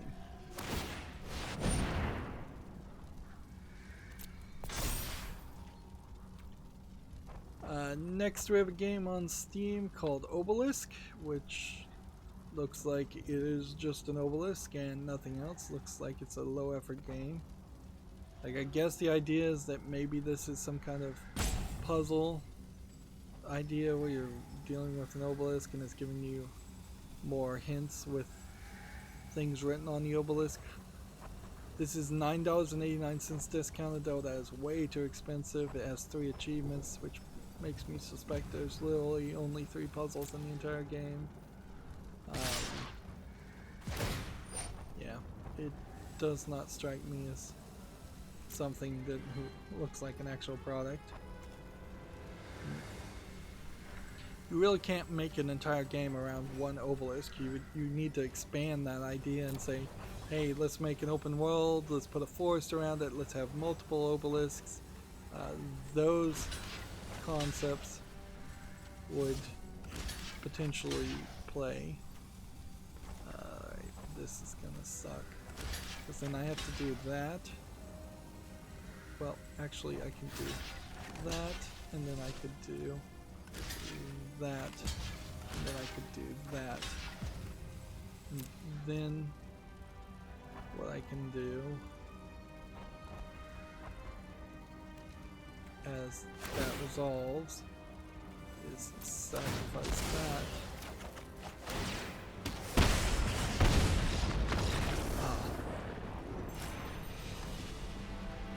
Nope. And there goes my pip. So, and there goes my win streak. I don't think we're gonna get up another rank. TechRaptor has an article here, Blood Roots review, which this game I don't recognize. It looks nicely animated. Is it a top-down Diablo game or what? Well, it doesn't matter. I guess they gave it a 5.5. Blood Roots presents an amazing combat sandbox where the focus is on the players into rote memorization of developer set path. No amount of Samurai Jack styling can make this fun. Pros are large variety of gimmicked weapons, stylish presentation, and excellent world building, and excellent early sense of chaotic momentum. The cons are punishing trial and error gameplay, unreliable movement mechanics, and cheap deaths abound every corner. Which, okay. So, have never heard that game, and apparently it's not worth having heard about. Check out there's an article here. Pokemon Masters celebrates 6 months with a major update. Pokemon Masters, I would argue, not super successful, because it failed to do the one thing it kind of needed to do, which is establish itself as something more than a one-time spin-off of Pokemon that people will quickly lose interest in and not want to see a sequel per se in.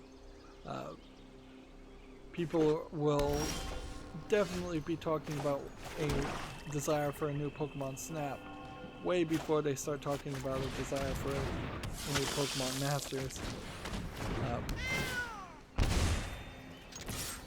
So yeah, I like some of the ideas certainly that they introduced, and maybe some of those ideas will be retroactively added to the next true Pokemon game. I think this is probably the last roll here of Pokemon. They'll just continue supporting it, and maybe they'll support it for a very long time, but I don't think it's going to grow in its fan base. Moving on, TechRaptor has an article, Pokemon Day, mythical Pokemon revealed, Zarude, a dark grass Pokemon with Leaf Guard. Okay. Believe this is like system update timed DLC that's being added to the main Pokemon games. Of course, I'm not playing the main Pokemon games, so I personally don't care enough to go into any more details than that. We have a game on Steam here called World Seed, which looks like it might be a card-based, almost farming simulator game. Yeah, looks very boring. $5.99, English only. Yeah, I was about to say it might be a Chinese game for as weird and how much text is on the screen. But nope, looks like it's just a boring farming simulator using a card-based mechanic. It might be off a concept of a regular board game. Like, I could imagine playing something similar to that and it being interesting for a couple hours if it was a real-world board game, but I imagine even at that point, even the youngest of kids would find it dull and would prefer to go back to something like Snakes and Ladders or Candyland that has more of an interesting element to it. Alright, just full on attack. I don't have to do anything. I could pull this out and use this, but I kind of don't need to. Like, he used his Wish Claw talisman.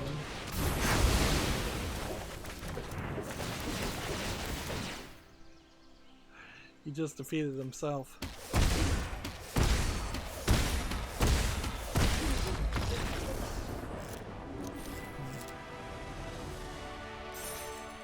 Hey, we're up to 3 pips out of 6. Next we have a game on Steam called Risen Kingdom, which looks like it is just a resource management tower defense game. $8.49, English and Russian. Doesn't look terribly animated, it just kind of looks like an uninteresting game. There's a horde of enemies and you build up towers.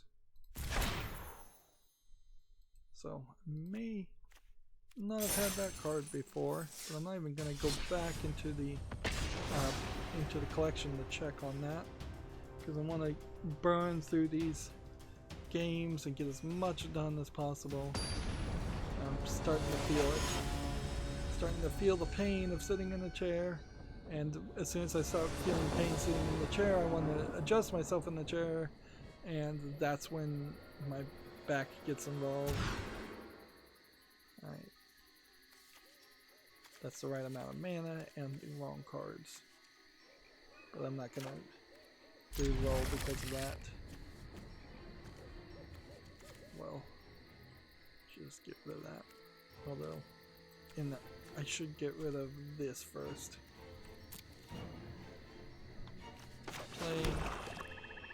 Play. We have a game on Steam here called Jeff, which seems to be a collection of just very trippy, weird animations. And I'm just not willing to go down this path. Like, LSD inspired animations in video games, I'm not willing to do it. Let's see, $3.99.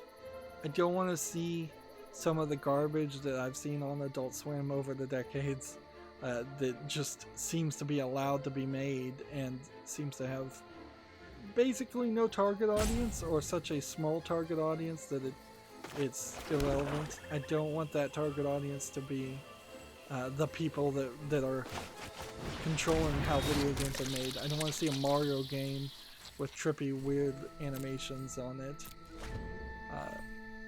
Like, we've tried for many decades to get hyper-realistic graphics and good-looking cartoony animations or anime graphics in games, and so there's several different art styles that look very good, and just potentially throwing that away and introducing this art style that is just weird claymation for no good reason is not something, not a direction I want to go. And I get it. If it was a one-time thing like Clay Fighter, and that was part of the joke, I'm fine with that. But I'm not sure if Clay Fighter came out today, I would want to play it, and I don't think I ever have played Clay Fighter. Yeah, Jeff just looks way too weird. Also, in this new world where anybody and everybody can sell something on Steam, it is going to boil down to the lowest common denominator very quickly, and we're going to see extremely low effort games trying to hide the fact that they're extremely low effort games by having trippy art styles. It's already getting harder and harder every day to determine whether something's an asset flip, because the assets that are getting flipped look so good usually. Maybe I am just being an old man and being cranky, but yeah, I can't say yay to that art style. Moving forward, we have a game called Drive Forward, no pun intended, and it looks like an asset flip racing game with some asset flip skyboxes and racetracks. It's 59 cents discounted. At least the price is right. It's been actually a very long time since we've seen games selling at 60 cents. We've seen a lot of garbage lately that's trying to sell for at least $1.70.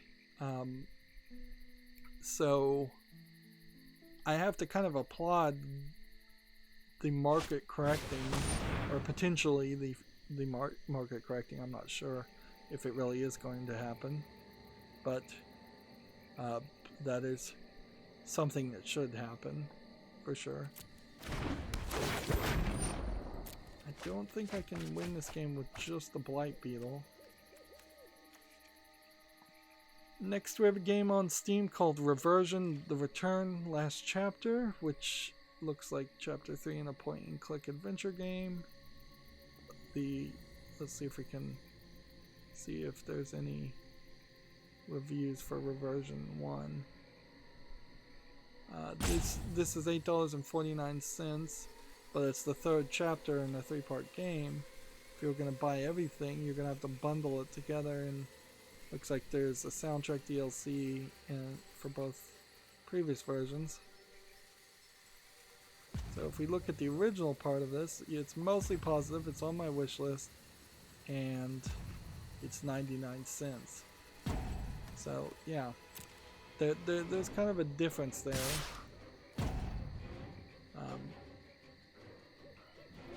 And I guess there's kind of nothing to do at this point.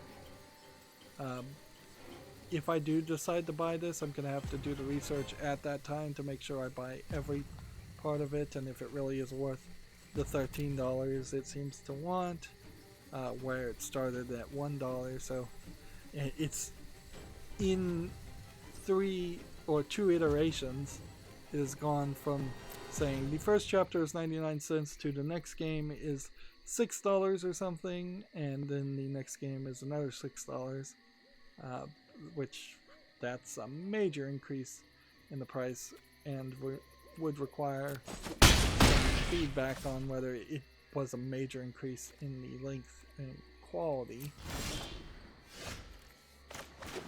Well,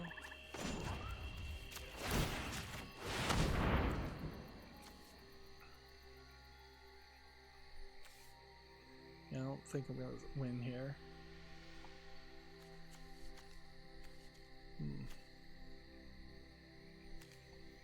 If I was really going to play this, I would have some cards that stole other people's cards, and then I would sacrifice them. Next we have a game on Steam called Hero Index, which looks like a fly around space game using VR and your fingertips. It's early access. It's $11.99, which is about the right price for a VR game. It doesn't look amazingly great in the graphics, but it doesn't look terrible. The idea of just pointing your finger in a certain direction is appealing, certainly, instead of having to use a controller. But it's questionable how much you can really do pointing, and like if I have to make a bunch of different hand gestures with my fingers, I'm not sure I can make every single hand gesture that they would want, and controllers certainly would be a lot more familiar.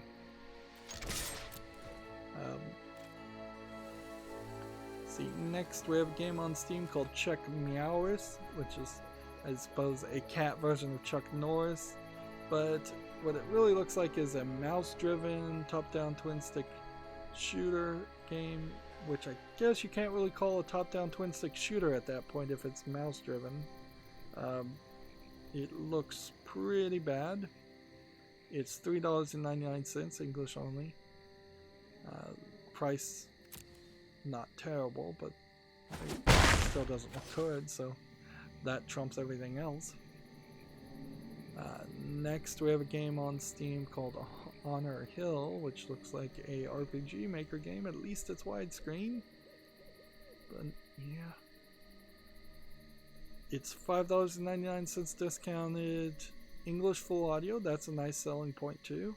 Some nice looking achievement images and nice looking characters in this part, but what I'm seeing in the main game is still 8-bit pixel graphics.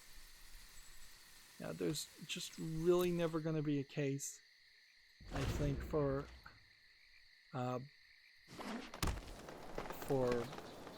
playing an RPG Maker looking game these days. It would have to be so amazingly good. It would have to get so much hype around it, and I don't think that mainstream video game journalists look at these games. I don't think anybody looks at these games. It's just such a flooded field that if there is a hidden gem, nobody's gonna find it. I'm close to losing here. Like, the only thing I can really do is sacrifice my guy and then eat.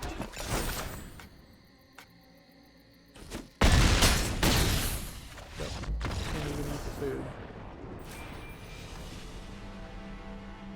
So there goes my 1 pip.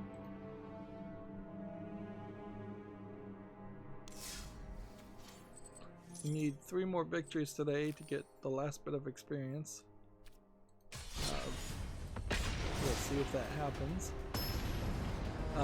Next we have a game on Steam called Beer Wagon Rush, which I imagine is a German game, but where you're running a beer cart, which I guess is something in Germany, serving beer out of a truck. It looks just like another Cook Serve Delicious game, though it doesn't look particularly interesting. $7.19, a little too expensive, and several language supported. Yeah, nothing there. So this is going to be another one of these scenarios where if I can't get things on the field relatively quickly, it's going to be a problem. This guy's gonna says hello, so I guess I'll say hello back, since I actually saw that. Usually I wouldn't. Gamma Sutra has an article here which is slightly interesting. Metal Gear creator Hideo Kojima is receiving a BAFTA Fellowship Award, British Academy Games Award, or the British Academy of Film and Theatre and Arts, I believe is what BAFTA stands for. It's a little weird for a Japanese person to get an award from a British company, but I suppose Japan doesn't really have these kinds of awards, and Kojima certainly knows how to make films and hype himself up more than anybody else, and I'm sure he loves the idea of getting one. Also, I imagine this is just straight up revenge for him not being allowed to accept his award at the Game Awards a couple years ago. So, yeah. It's a little weird, but I guess it's no more weird than the Games Award giving him an award. Generally, I would say the Games Awards, though, tend to try to imply that they are a global event just happening in the US and and speaking exclusively English more than a United States or North America event that is particularly focused on only promoting Western games, although they do tend to only really focus on Western games. And it is totally true that the Japanese games industry would do themselves very well to start an award show and pat themselves on the back a little bit more and promote their creators more, but that's not how they do business. They don't care about any employee, basically, which is true for most industries. Gamasutra has an article here. Mobile studio Funcraft nets 1.8 million to push into casual markets. Let's see. It was established last year by a group of former Zynga, Juicebox, and EA staffers. Have they made any game? They want to create things like Candy Crush and Zynga Poker, but they haven't made anything yet. So, okay.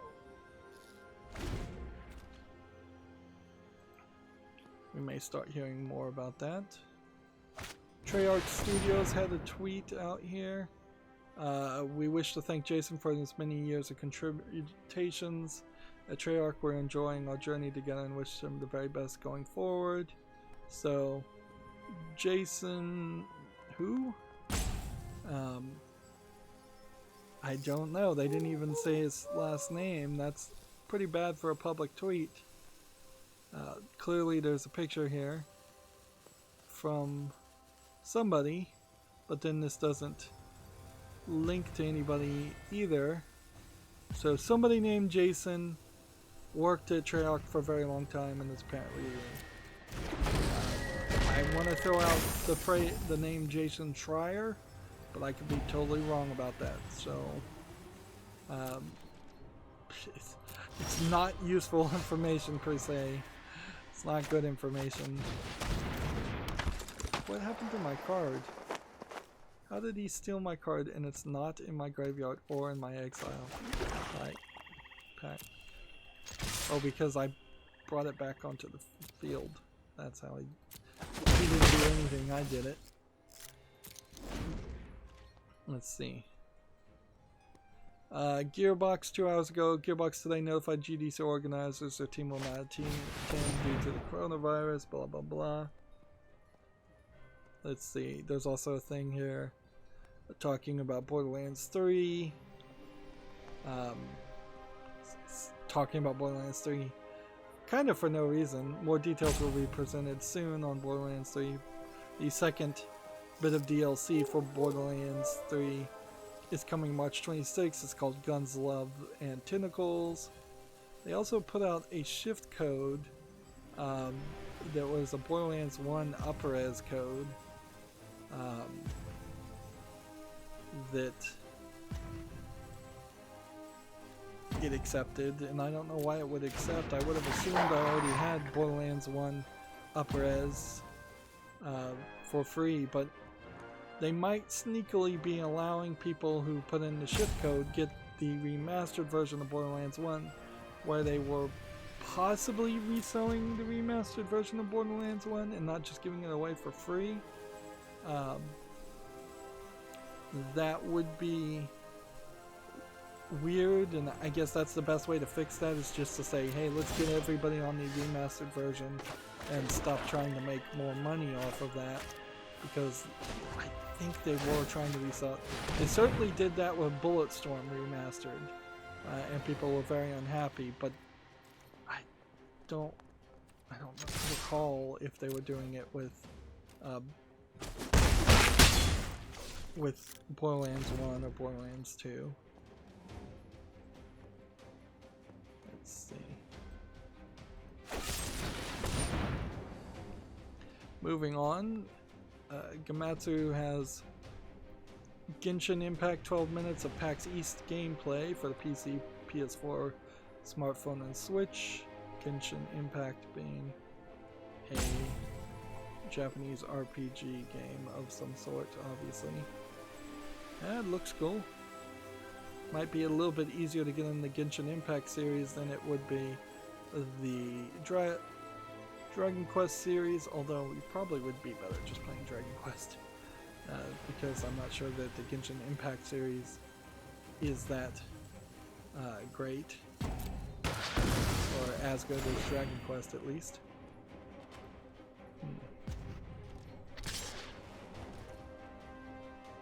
Yeah, we're just gonna go blow for blow here.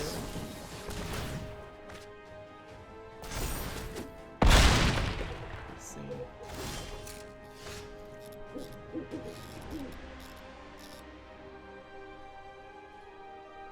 I guess Platinum Games did go to PAX East, as I'm looking at this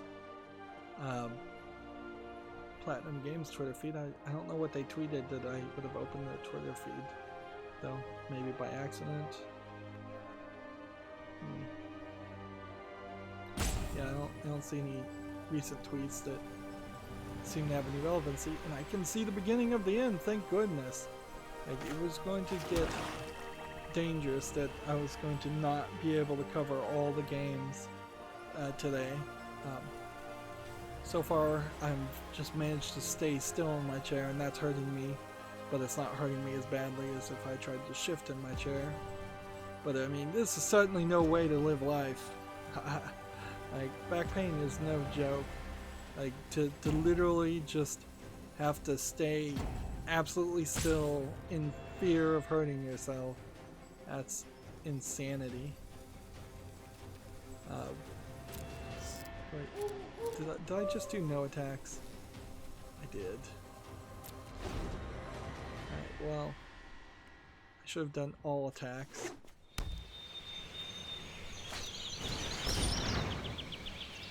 Let's go ahead and tap this guy.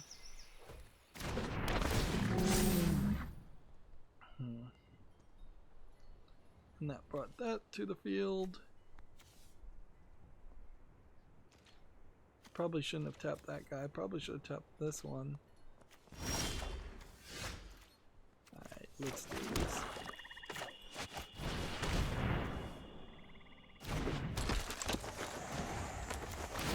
This guy's got trample, tap him. And attack with this one and attack with this one. Next we have a game on Steam called Watch, which looks a lot like a Fez clone. And unfortunately it looks like it might be a Chinese game, but maybe there actually is something here. You don't even really see it in the screenshots, but here you have that perspective twisting appearance of shifting the world, which is interesting. Early access, $1.59, English and Chinese. Man, it might be something. It might actually be something at that price. So I'm gonna put it on the follow list. I'm giving a lot of rope for that Chinese game developer to hang themselves with, but there actually might be something there. Alright, so we block that, and we go ahead and block that. We'll see what happens. Next we have a game on Steam called Incredible Dracula Ocean's Call, which looks like a resource management game. Not one of those would ever interest me. $5.59 discounted. English, German, and Russian. Nothing really to say more to that. TechRap has an article here. Stardew Valley 1.5 content update is under development, which is just to say that the developer of Stardew Valley is still constantly adding more content to Stardew Valley. I don't know if he's ever going to move on to a sequel game or spin-off game. He is just going to milk that one cash cow, I guess, for all the life you can get out of it, which might be the right move. Might be, might not. Depends on if he's got any other ideas and if he thinks he can make anything. We've seen a lot of examples of game developers moving on to their second projects and not being anywhere financially successful. Whereas you have like the creator of Minecraft being super successful with Minecraft and then leaving the video game industry completely, which again may not be the worst idea. This is indestructible, so I shouldn't have hit that way. I should have hit something like that, and then I should have done something like that, and then I've got to do something like that, and this is gonna all be lost. Next we have a game on Steam called Assetto Corsa Competition, which sounds very French in the name. It is well reviewed at $39.99 as a maybe it's Italian, not French. Looks like it's a supercar racing game, if any of the screenshots wants to highlight, and it's already on my follow list, so I'll just leave it there. Not to say that I'd really cover or play this. And I think for convenience sake that'll be the last game, and we'll just cover the last bits of news here, and then that'll be it for this week. Gamatsu has an article here. Platinum Games introduces a newly established Tokyo studio. That's probably the tweet that I was looking for. So Platinum Games is expanding, putting new people in charge. Platinum Games said they wanted to go into self-publishing and being a more independent studio. They also said Bayonetta 3 development is going smoothly.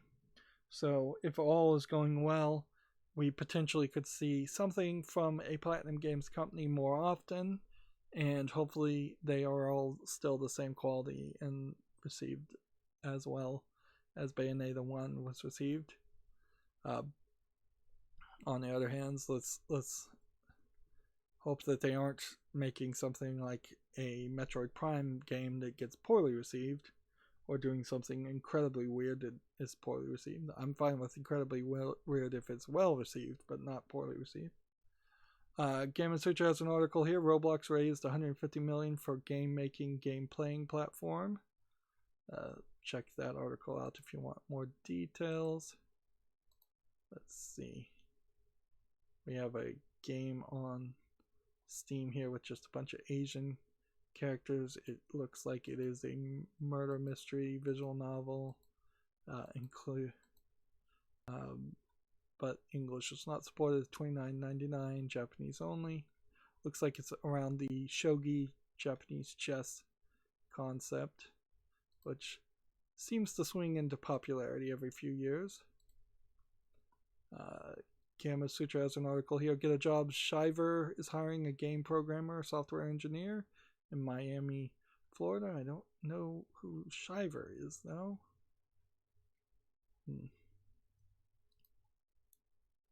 Let's see. Here we have a terrible looking game called Neon Flight. That's just worth mentioning for how ugly it is. 89 cents, English only. Yeah. I should have curated that when I was curating all the other games, and I guess I just left it on because it was particularly bad. Here we have a game on Steam called Cursed Pagoda, which is some kind of card game with also some weird background Chinese story to it. So I think I wanted to point out that, yeah, solitaire games, still, on rare occasions we get those. $9.99, no discount, English only on that. That is, again, not something that should sell. Let's see. Next we have a game called Indian Army Mission POK, which looks really good. Now, I'm not sure if this might be some kind of political propaganda from anybody. You know, this could be Palestine, this could be India propaganda, this could be Russian propaganda, this could be just an asset flip but yeah, I have no idea what the story here would be, and that would just come up to the feedback. But it does look visually good at first look. $14.39 discounted, English only. It's weird that it would be English only. If this was made by an Indian company, you would think that they would have at least one of the other dialects that are spoken. I know English is the official language in India. I'm not ignorant of that fact, but I would think that they would speak some other languages too. I don't even remember what the other languages are, but yeah. Moving on, TechRaptor has an article here. Experimenter Overwatch triple damage tank balance has arrived. So they did some kind of balancing in Overwatch. If you're interested, check out this article. I'm going to pretty much ignore it since I'm not interested in this. Gamma Sutra has an article here. Drew McCoy departs Apex Legends developer Respawn after 10 years. So another person moving on to a different company or to a different career path, or just moving on in general.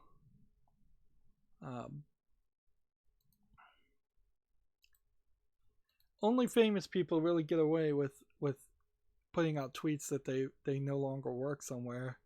Very few nobodies get to put on their Twitter, "Today is the beginning of my new path as I leave as a burger flipper at McDonald's or a stalker at Walmart." I mean, you can tweet that certainly, but people don't cover it and don't take it as anything important or serious.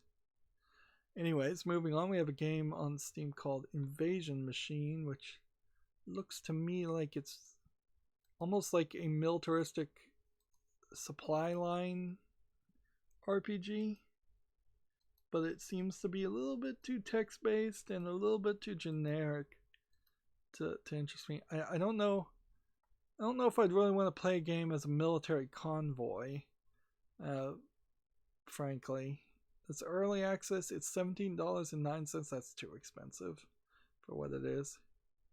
That really feels like doing a convoy mission in a military first-person shooter might make sense. It'd be a nice change of pace, but having that be the only thing you do in a game is a problem.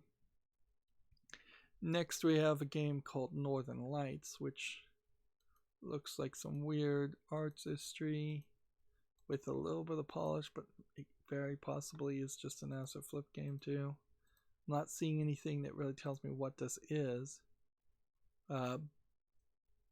It does tag here as a music in a 360 video, so apparently it's just a music video in VR for free. If you're interested in that, I guess check it out. I don't think that's the future of music videos, but I don't know if there really is a future for music videos, so take that for whatever it is. Next, we have a game on Steam called Hero Must Die Again. I believe we had already seen Gametsu talk about this one, where the character you're playing as in this RPG dies after a certain amount of time and then reincarnates and gets stronger each time. It's already on my following list, and that's pretty much all you can do.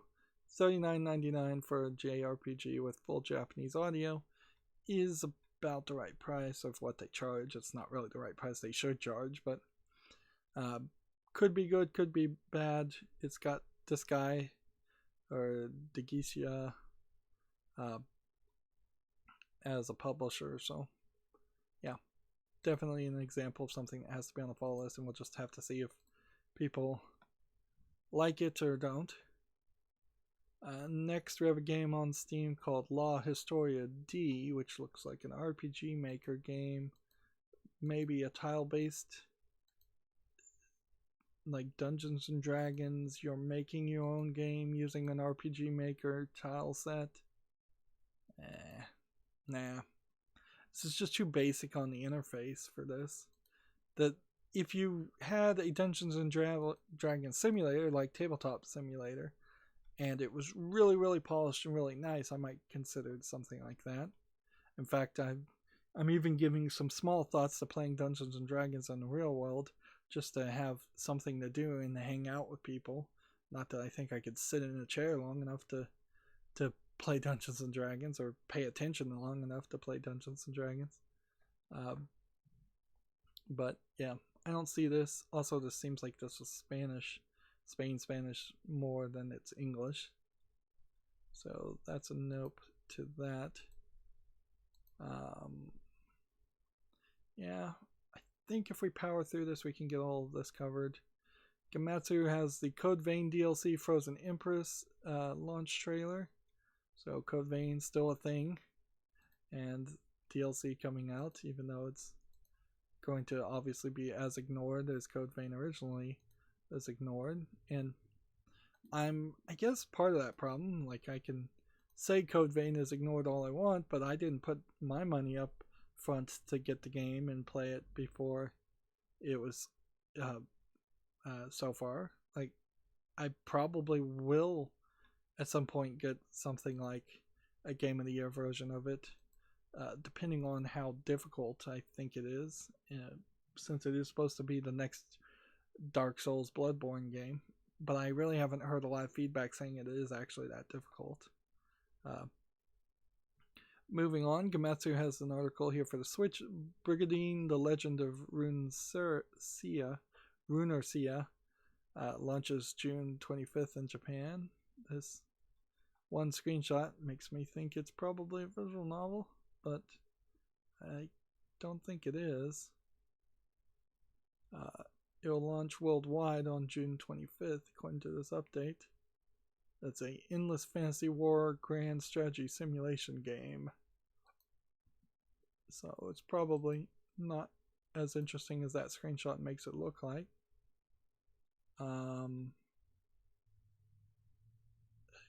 Gamatsu has an article here. Compile Heart is going to announce a new title on March 28th. In the March 28th due issue of Denginki PlayStation.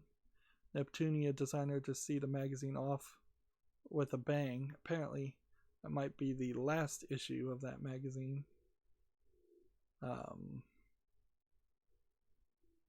Let's see. Denginki PlayStation Volume 686 will be the final issue of the magazine before it ceases regular publication after 25 years. So PlayStation Magazine, or this PlayStation Focus magazine, shutting down, which is a huge blow to the popularity of the PlayStation brand, as the PlayStation 5 is coming out. Although, in all fairness, it's probably has a lot more to do with just print media dying than the PlayStation dying. Next, we have a game on Steam called Contract, which has a contract in it, and then it looks like it's an Asian platformer, hack and slasher. It looks kind of Game Boy-y, kind of simplistic. It looks like you can only use the keyboard. It's 99 cents, English and Korean. Yeah. It's probably really, really simplistic, if I was to guess, from the looks of it.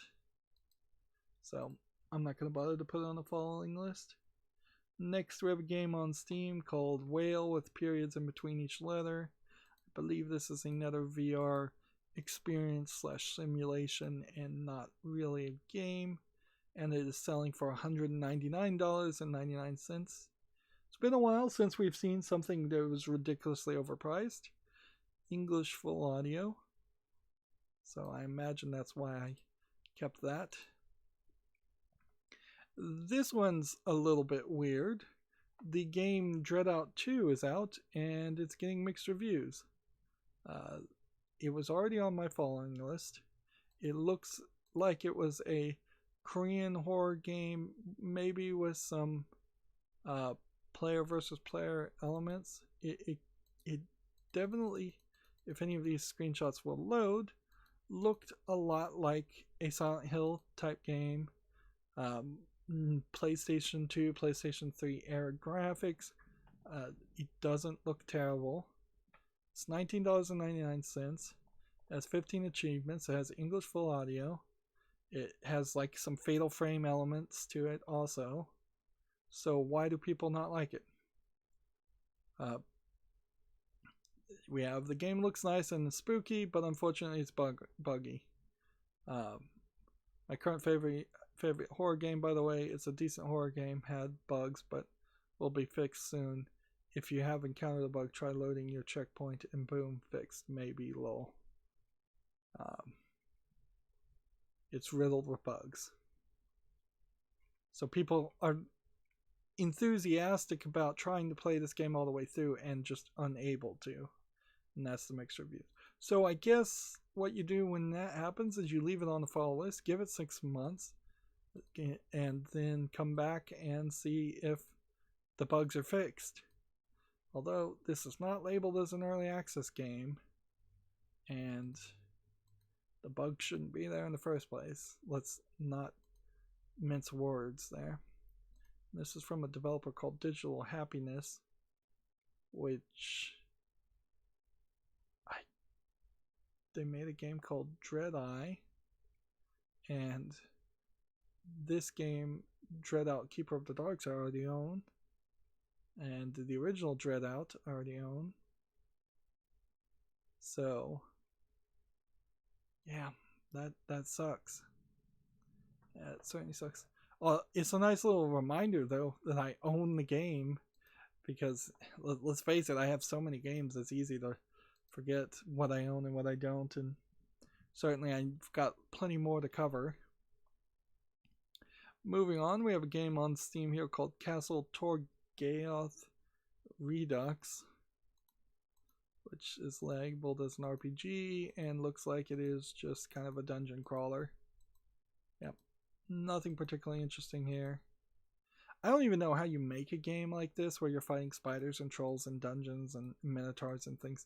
I don't know how you make anything like that look interesting as a dungeon crawler, or you make a dungeon crawler interesting in general. You probably have to put a very special art style on it and throw in some very unique gameplay elements. This is $9.99 in English full audio, allegedly. It's just, yeah, I don't know how you fix that, make that interesting. Next, we have a game on Steam called Rhome, Rhome, which looks like it's probably a horror asset flip walking around an empty house. We've seen a lot of these, and I really don't have any interest in putting this on the follow list. As well, here's the problem though. I could have said this exact same thing with Gone Home, and then Gone Home was amazingly good. So I kind of have to put this on the follow list and see what the reviews are, because this could be amazing. And walking around a pretty house while running into psychological horror like Gone Home did to me, or I did to myself while walking around Gone Home, is something I might enjoy doing again. Because I am one of those people that does enjoy spooking themselves and horrors, unlike so many people who are just terrified of being terrified, or being scared even a little. Next, we have a game on Steam called Tony Stewart's Sprint Car Racing. It looks like a racing game. It's rated positively. I think that's all you really need to put on the following list. $29.99 is particularly expensive. English full audio, 33 achievements. I have no idea who Tony Stewart is, if he's actually a famous person or if he's just a made-up name. I don't know what the license on a famous person's name like that would be either. Next we have Campgrounds 4 Collector's Edition, which is another resource management strategy game. $13.99, way too expensive. English full audio. We have about 5 more games to cover, and I probably could just leave them until Monday if necessary, but let's try and get through everything. Next, we have a game on Steam called Guardians of the Ashes, which is tagged sexual content and RPG, so I probably should have checked some things there. It's mixed already, and then there is some problems here. Being developed by a company called Mature Games and published by the same company, Being an RPG game that looks like it is just kind of asset flipping different locations. Like it looked like you were in a fantasy forested realm in this screenshot, and then you get over to this screenshot and you're in a modern street, which doesn't make a lot of sense. It's early access for no reason. It's $2.99, which is questionable. It says it has Japanese full audio, which is nice, but yeah, I don't think so. It seems like the review down there said they tried to do something different, but it's not great.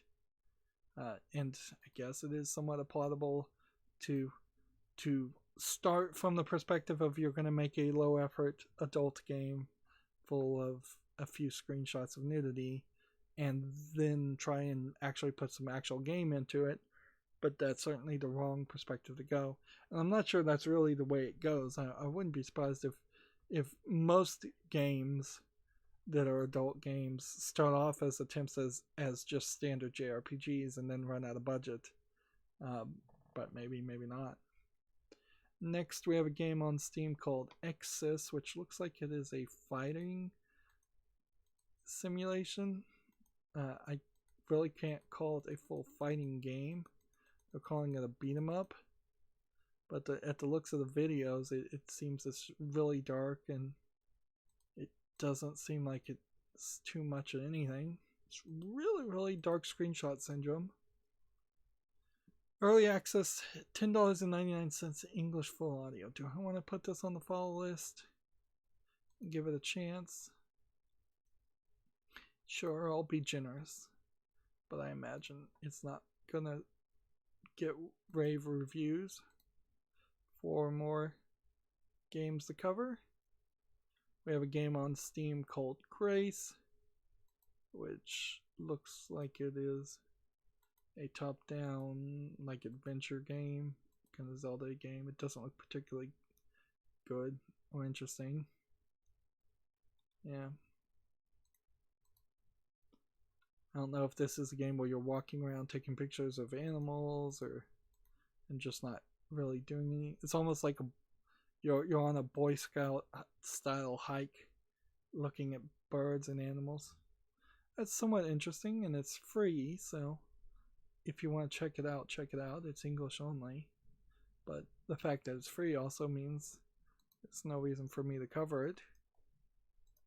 I wouldn't hate a scouting / camping style adventure game, but at a certain point that really is just what RPG games sometimes do, also, where you're collecting plants for boosts and you're running into different animals. The only difference is most RPG games you're fighting those animals, and the plants you're getting aren't real world plants, and they're all useful plants that increase your health or your stats in some way. Next, we have a game on Steam that I imagine you would pronounce Chief's Quest and not Chef's Quest.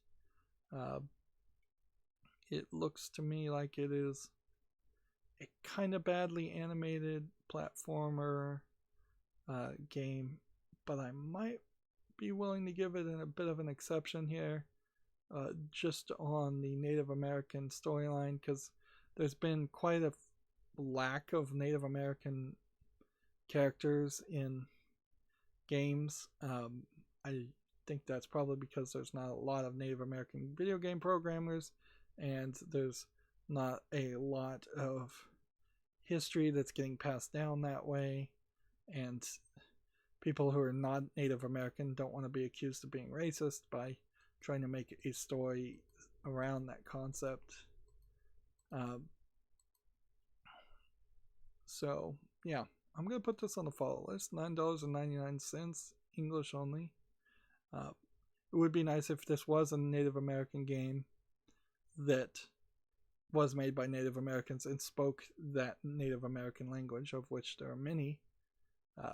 But here you can see it's more inspired by Princess Mononoke and Nausicaa Valley of the Wind, which are Japanese animes by Ghibli, and his fascination of a Native American concepts somewhat, although I would say Princess Mononoke is probably a lot more focused around Japanese stories, and Nausicaa Valley of the Wind I don't think is particularly inspired by Native American concepts either.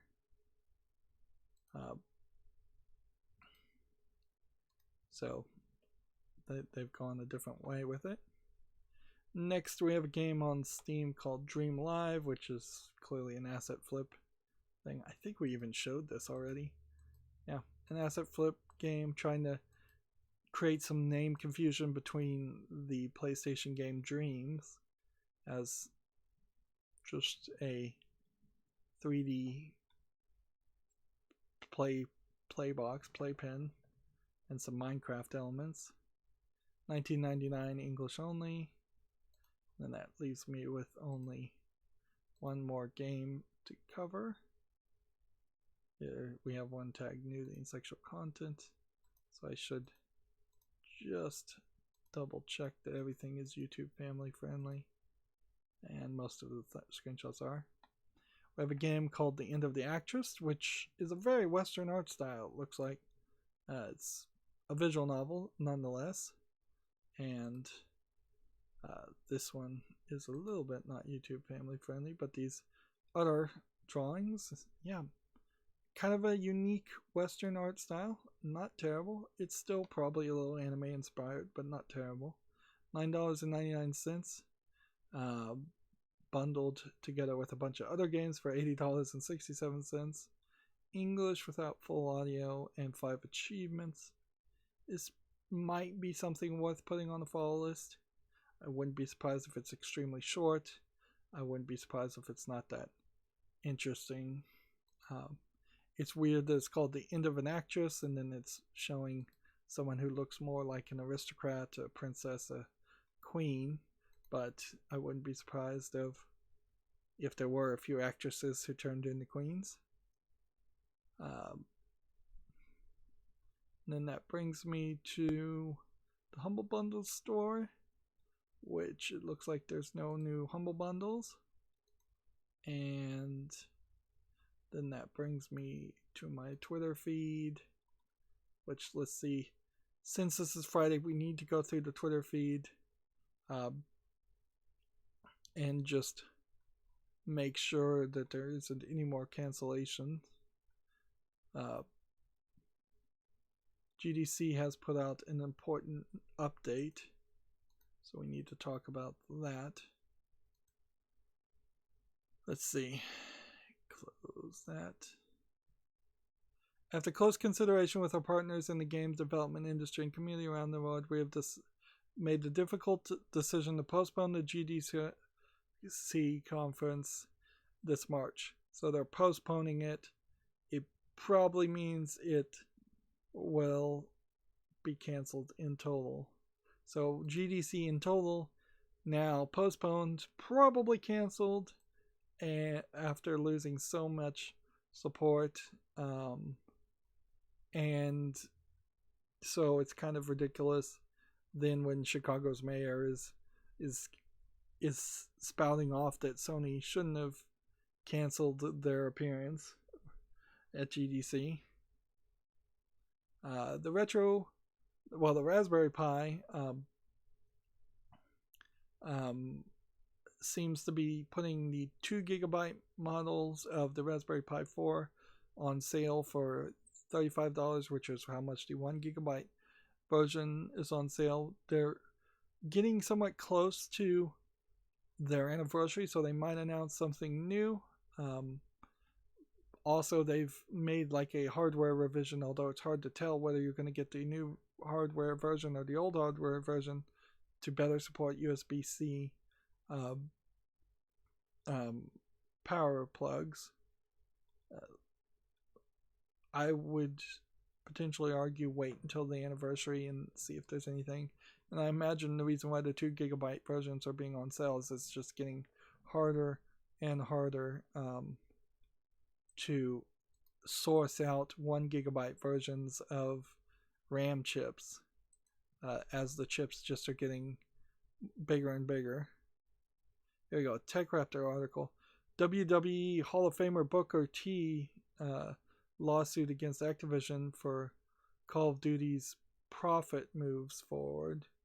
So apparently they used the likeness of Booker T, or Booker T feels like his likeness was used to create the character Prophet, which, looking at this screenshot, I could see some of that. There might be more to that story, and we'll talk about that on Monday, since that's not a super important story right now.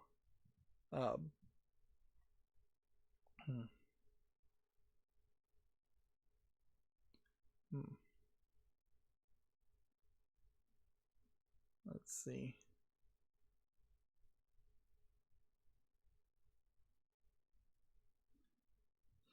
Here's someone that's talking about how they have a security system that is monitored, and if the alarm goes off and you're naked, the images will be taken from the security cameras and sent to the monitor team. So I guess be careful of putting in cameras in your house and then having them monitored by people if you plan on walking around your house naked ever. Or you just get over it and don't care.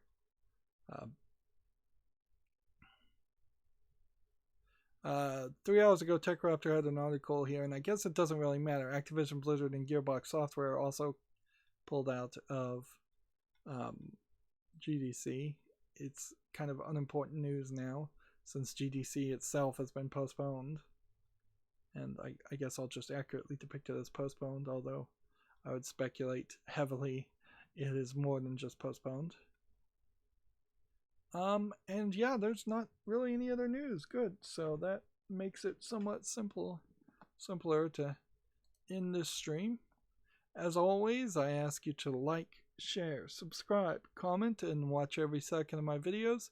If you want a friend or follow me on any social media sites, there's a whole bunch of links down below in the description box. And if you want to support me further, there's a link to Patreon, or you can friend me on Steam and gift me a game off my wishlist. Thank you for watching. Have a good evening.